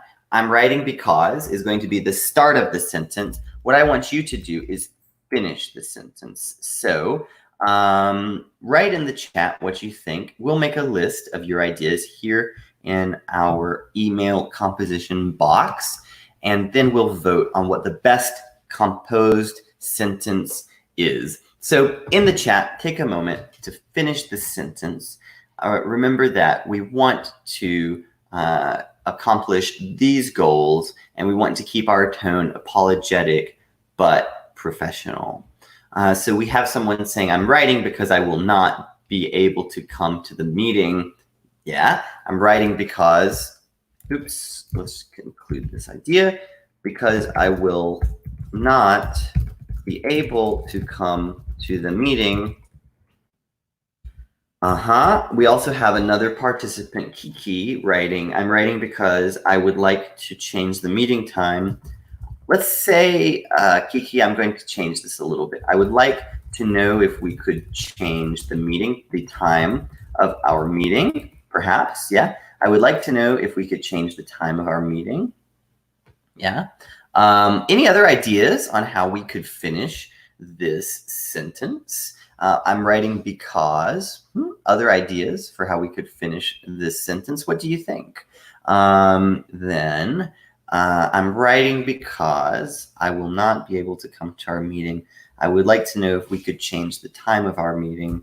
We could also say perhaps, I'm writing because I have just noticed a conflict in my schedule. For example, Liliana is writing, I'm just writing because a change has occurred in my agenda, and I would like to ask you to change the time of our meeting. Good. Okay, so everyone, let's take a vote. We're going to vote on which of these is going to be the best sentence to include, and then I'll give you some feedback about what my opinion is. All of these are great options, but let's just see. Remember, communication always happens in baby steps, so let's not make it too intense. And I see that we have 2 more options coming in on YouTube. Let's include those. Alex writes, because I'm afraid I will need to reschedule our meeting originally scheduled for Wednesday. Good. And Alex, I like the next sentence you include. For now, let's just keep it to 1 sentence, but in a moment, we'll be using that second sentence that you've included. Barbara says, because unfortunately, I have to ask you to change the time of our meeting. Excellent. Okay, let's take a vote, guys, on which we should use. I think that a lot of these accomplish the same kind of communicative goal. So let's delete a few of them to make the vote a bit easier. In fact, I won't delete them, but let's only vote on a few. Let's say option 1 is going to be this one. Option 2 will be this one. Option 3 will be this. And option 4 will be this. So vote now, option 1, option 2, option 3, or option 4. Vote now in the chat, and let's see which option we could use. So option 1, I will not be able to come to the meeting. Option 3, I would like to know if we could change the time of our meeting. And option 2, I'm afraid I will need to reschedule our meeting originally scheduled for Wednesday. So while you're voting, remember, if you'd like a copy of these materials, just send me a message, italki.com/communicate, and I'll send you a copy of these materials that you can access online anytime you want, and use them for future email writing. So I see we have a lot of people voting for options 2 and options 3. Remember, all of these are great options, but I think let's take a further look at these 2. I would like to know if we could change the time of our meeting. And option 2 is, I'm afraid I will need to reschedule our meeting originally scheduled for Wednesday. Why don't we see if we can make kind of a combination of these 2? Yeah, because they're both really great. So let's see if we can combine them. I would like to know, and I really actually like this. I'm afraid I will need to change the time of our meeting originally scheduled from for Wednesday. Actually, we're just we haven't really merged them. We're just using option 2. I really like both of these. What I really like is this, I'm afraid I will need to. This is a good communicative structure to talk about bad news. Yeah, I'm afraid I will need to change the time of our meeting. I'm afraid I will need to decline your offer. I'm afraid I have some bad news I must share. So I really like this, and as Liliana is pointing out, this does sound more apologetic. So I think that's a really good point. And Sultan, I wouldn't worry about saying I'm writing because. Let's see. We could say, if we want to remove I once, we could say just writing, because I'm afraid I will need to change. No, I prefer this, I will need to change. So don't worry so much about the repetition of I. Sometimes we have to repeat words, and it's not that much of a problem. If we want to make this even more apologetic sounding, just writing, because I'm afraid I will need to ask you if we can change the time of our meeting originally scheduled for Wednesday. Here we're respecting a bit more the autonomy of Rebecca and saying, you know, I need to ask you if we can change the time of our meeting, but not saying immediately, hey, I need to change the time of our meeting. Okay, so now I want you to write another sentence, why. Why do you need to change the time of your meeting? So write a sentence, contribute it in the chat box. I think that I've addressed all of your concerns, but if you have some other questions, feel free to write them, and we'll speak about them. So I see Sultan is writing, I'm afraid. Yes, so Sultan, you should write, I'm afraid I will not be able to attend the meetings. Exactly. So now I want you to write in the chat box why. So for example, this sentence can start with unfortunately. And Alex, I remember you had a great second sentence here. Why don't you write that again, Alex, your second sentence, and we'll feature that in our chat box. But everyone, write a sentence that begins unfortunately, that explains why you can't come to the originally scheduled meeting and why you must ask to change the schedule. So unfortunately, how would you perhaps finish this sentence? So let's add a table here, and we'll make a list of some of the answers that you give. Lisa and Liliana, Kiki, Ivo, Sylvia, Lucia, what do you guys think? What would you write in this sentence? So Alex is writing, I now have a clashing obligatory meeting which cannot be moved. Alex, I know you're from Australia, and we've got different vocabularies between Australia and the United States. So perhaps I would say I have a conflicting obligatory meeting. Yeah. Unfortunately, I have a conflicting meeting, obligatory meeting which cannot be moved. Yeah, that's a good example. What happened with those who are joining the landing page? I don't see many answers coming in on the landing page. Those of you who are on italki.com, what happened? Let's see some answers from you. Angel is writing, unfortunately, I have an unexpected important meeting. Good, good, good. Okay, fine. What other sentences could we include here? Mauro is asking, is alas more polite than unfortunately? And alas is a bit old sounding. I wouldn't use it in email. If I receive an email with the word alas, I would think like the person wrote it sitting beside an oil lantern, and they write, you know, I'm running out of oil in my lamp. I must close the email. Alas, goodbye. So I wouldn't use that. It's perhaps extremely formal, too formal for an email. So unfortunately, a new meeting occurred. Sylvia is writing a new meeting. And why don't we use a phrasal verb here? Unfortunately, a new meeting has come up. Alan is writing, unfortunately, I have to attend another meeting at the same time.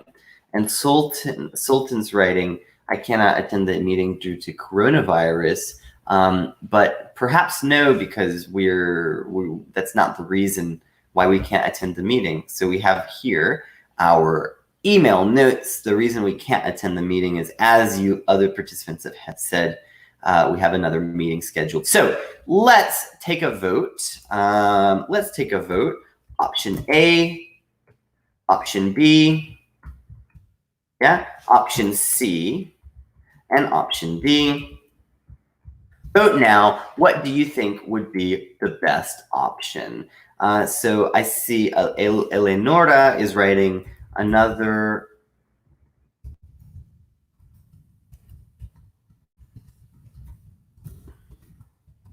So good job, Eleonora. We won't include that in the vote for now. Which one do you think is most polite? And also, you know, we don't want Rebecca to think that her meeting is unimportant, because Rebecca is our client. So which of these options are respectful enough that also, you know, make Rebecca feel that we don't think her meeting is unimportant? So what do you guys think? What option would you vote for? I see a lot of options coming in for A. I have a conflicting obligatory meeting which cannot be moved. I see a couple of votes for B.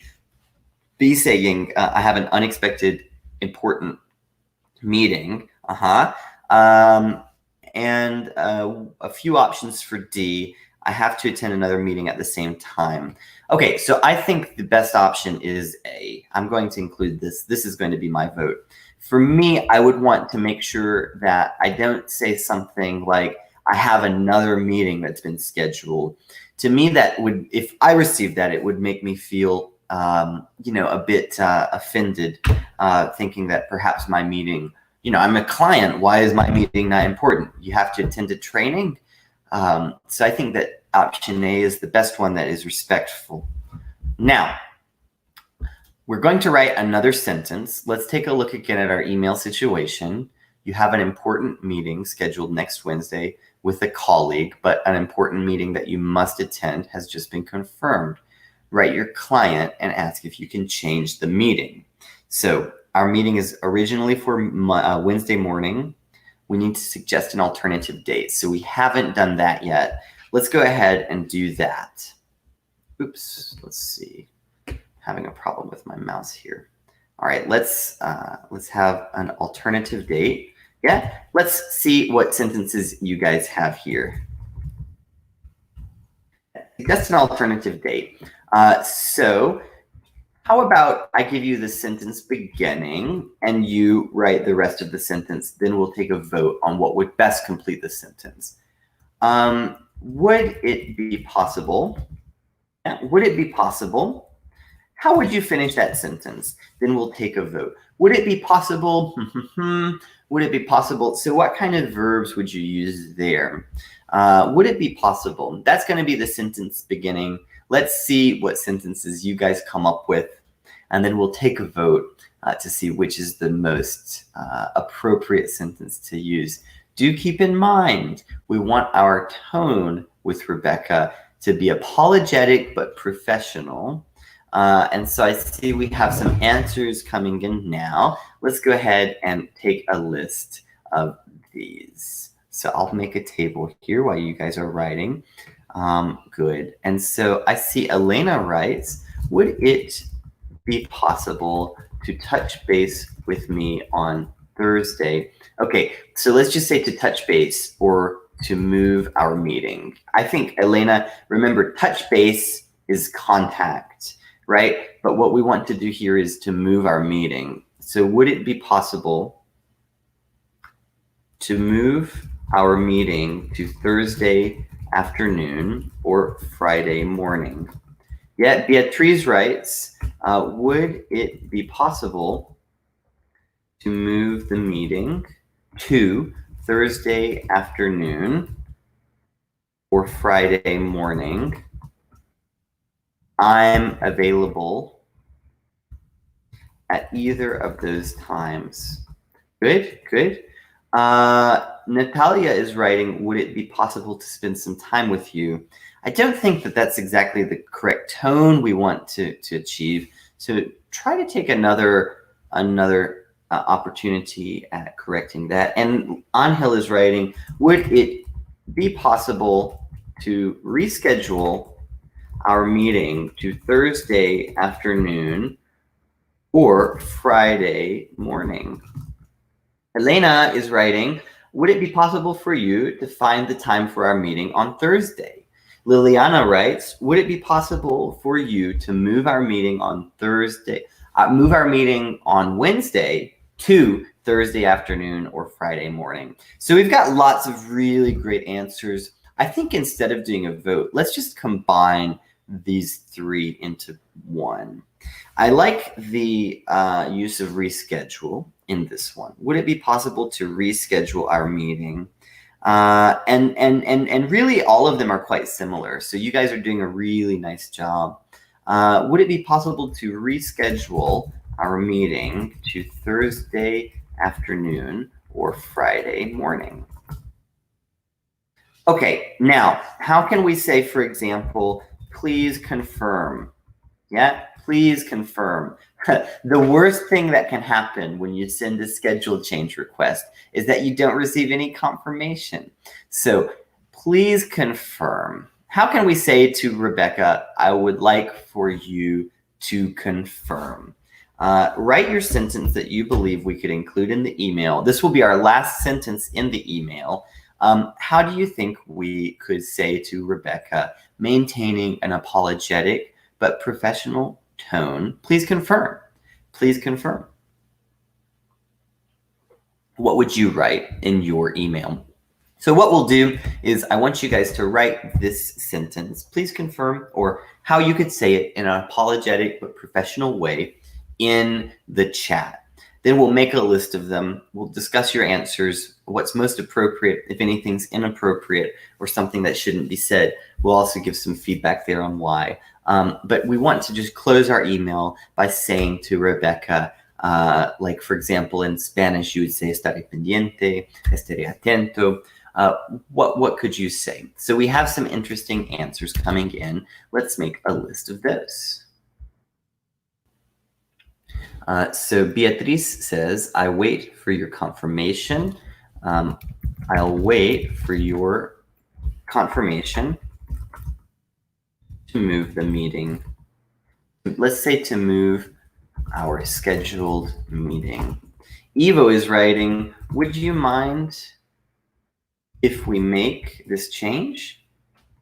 Would you mind if we make this change? Sylvia is writing, please let me know what best suits you. I like that answer.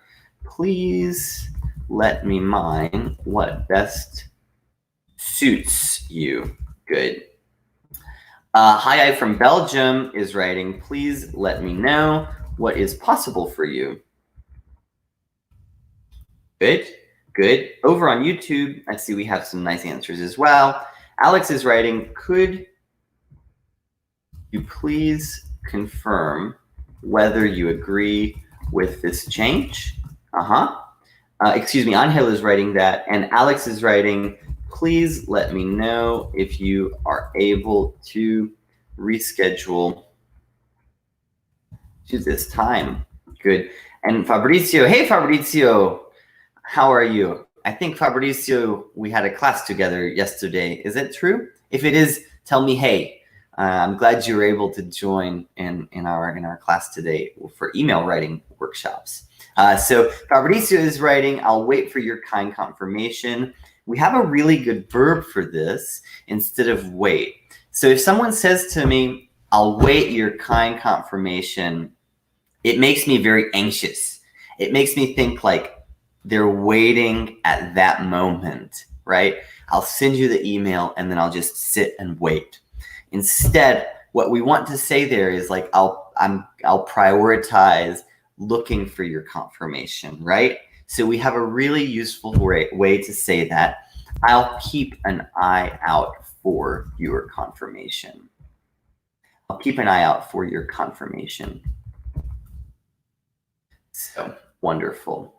And Erika, hey Erika, welcome back. Nice to see you again. Erika writes, thank you for your time and looking forward to your response. So guys, let's take a vote here.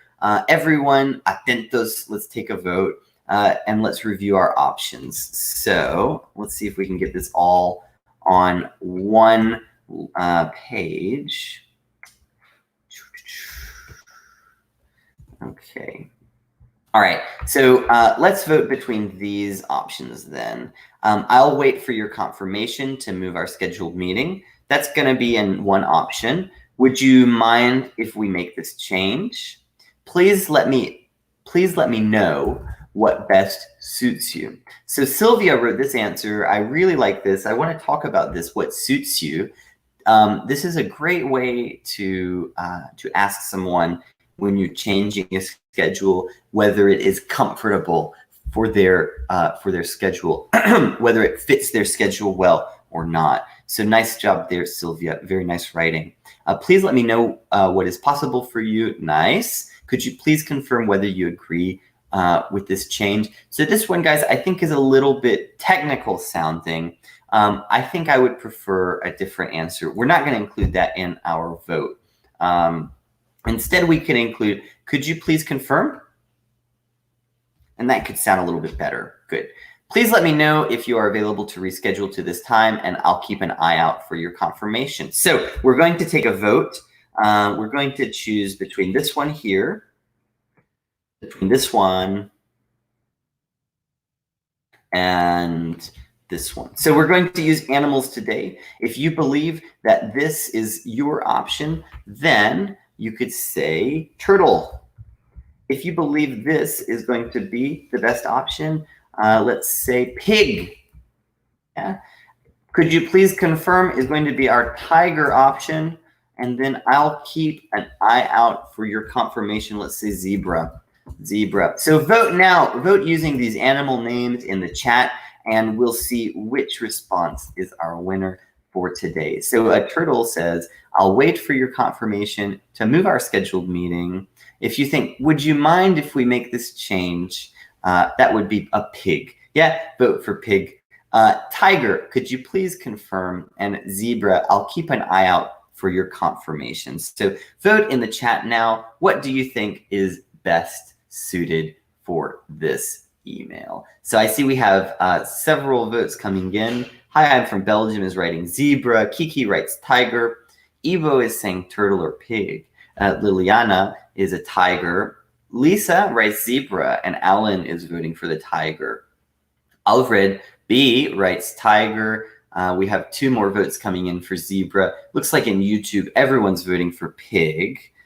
Interesting. Good. Zebra gets a lot of votes in the italki page. I'm going to say let's use zebra here because honestly, it's just what I think sounds most natural. So, boom, I'll keep an eye out for your confirmation. All right, guys, we're almost finished with our email. This email is looking great. Let's go ahead and sign off.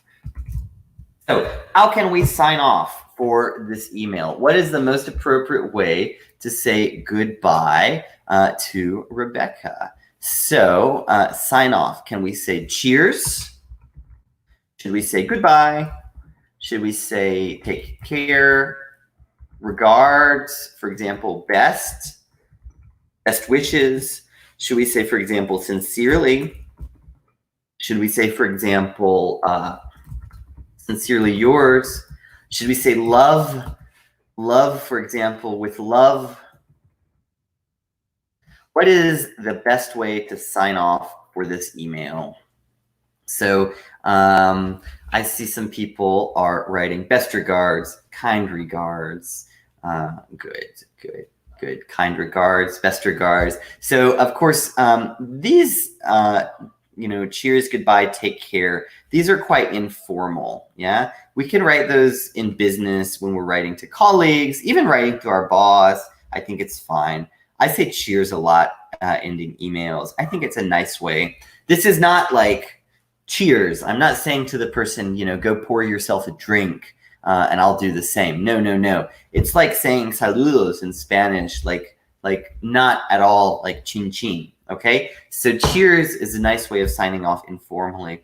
Goodbye and take care are also good ways of signing off. So with love would be if we're writing like someone we love, someone we have a lot of affection for. We could write this to a dear friend or family member or our partner, but definitely in business, no way. We don't want to use this in business. We could get fired from our jobs if we do that. Sincerely yours and sincerely, these are quite formal. And I think these are really best used for formal letters or emails. For example, in a job application, it could be sincerely or sincerely yours. But for everyday emails, saying regards, best wishes, or just simply best are good ways to end the email. So let's make these a different color. We'll put these in purple so that you can access them and see. So remember, guys, if you'd like a copy of these materials, just send me a message. In the end, what shall we include as our sign off? I see someone is writing, Albered is writing all the best. That's a great way to do it as well. How shall we sign off for our email with Rebecca? Choose between these four: regards, best wishes, and all the best. Include them in the chat. Write them in your chat now, and we'll take a vote. So I see Mauro is writing best regards. That's another one we could include. What do you think? How should we say goodbye to Rebecca? So Albered is writing best greetings. We wouldn't write that. Guys, choose between these five: regards, best wishes, all the best, and best regards. And I see Sultan is saying, what is the relationship with the client? Well, the relationship is such that we want to be apologetic but professional. And I think we've been apologetic in our email. Now let's be professional in the way that we sign off. So I see a lot of people saying best regards. Let's keep it at that. Best regards. Wonderful. Best regards, and we're going to be, for example, Lisa. Okay, so let's take a look at today's email.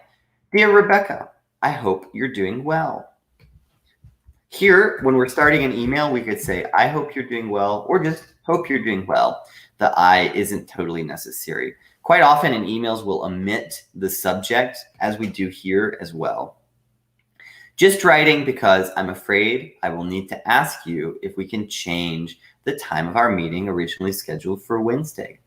Unfortunately, I have a conflicting obligatory meeting which cannot be moved. Would it be possible to reschedule our meeting to Thursday afternoon or Friday morning? I'll keep an eye out for your confirmation. Best regards, Lisa. Guys, this is a great email. We've really done a great job today. I'm going to add some comments here and just show you why this email is so effective. So for example, here, I hope you're doing well. It's a great way to just greet the person. Yeah, great greetings. Yeah, great greeting. This can be used for any email at all. Just writing because is a great way to start the first sentence of our email that is a full sentence about the email. I call this the statement of purpose in your email. I think every email should have some kind of statement of purpose. So this is a great way to start a statement of purpose sentence. Just writing because. And then again, we do sometimes omit the subject. Yeah. So remember, we omit the subject sometimes in emails. Right? Good. Just writing because I'm afraid I will need to. So I'm afraid I is a good way to communicate bad news. Anytime you want to say, I have some bad news, you can say, I'm afraid. We also have a great communicative strategy to ask you if you can. So this is a nice way of making requests while also being very respectful of the person's autonomy and their schedule. Like, we don't want to say, quiero que hagas, right? We want to say, like, I want to ask you if you can. And the way that we do this respectfully in English is to keep a distance, to have respect for the person's autonomy. I also really like how this begins with unfortunately, because it's helpful for our reader to anticipate bad news.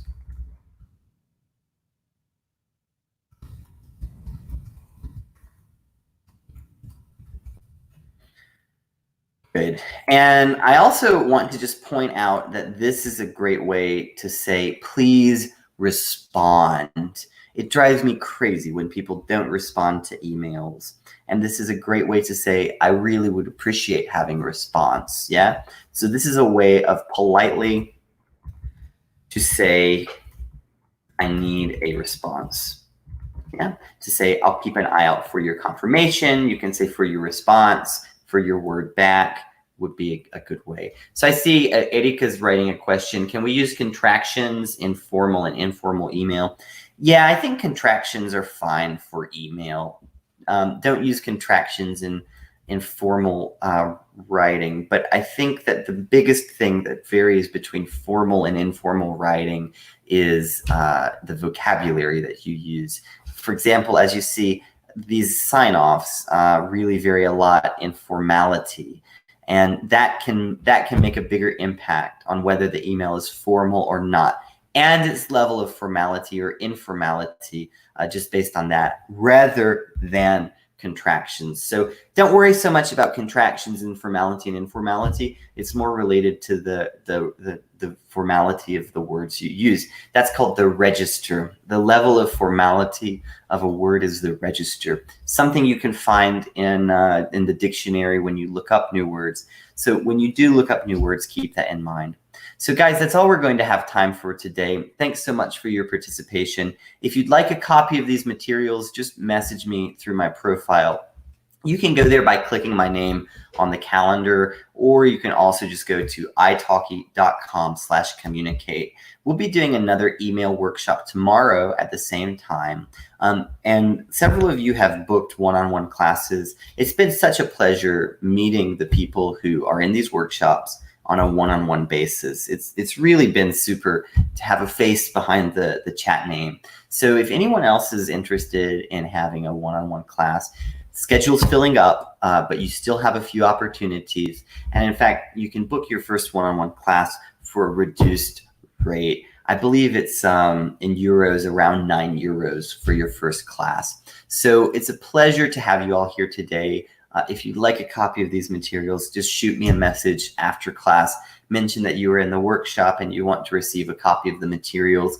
And if you would like to continue learning about the email workshops, remember I'll be doing another session tomorrow and possibly next week. Guys, check out the calendar below because we've got tons of classes scheduled for you guys. Lots of really talented teachers. I saw that before my class, Claire was giving a class on interview strategies. We're also having Chinese classes, Japanese classes. And remember that italki also has a promotional code for $10 off your first lesson if you're just signing up. So see if you can find that code. Perhaps Jeffrey's got a link to it. But let's give a big thanks to Jeffrey as well for the technical support, and really appreciate everything that he does. So guys, that will be it for me today. Enjoy your afternoons, evenings, and hope to see you tomorrow at the same time. Bye for now.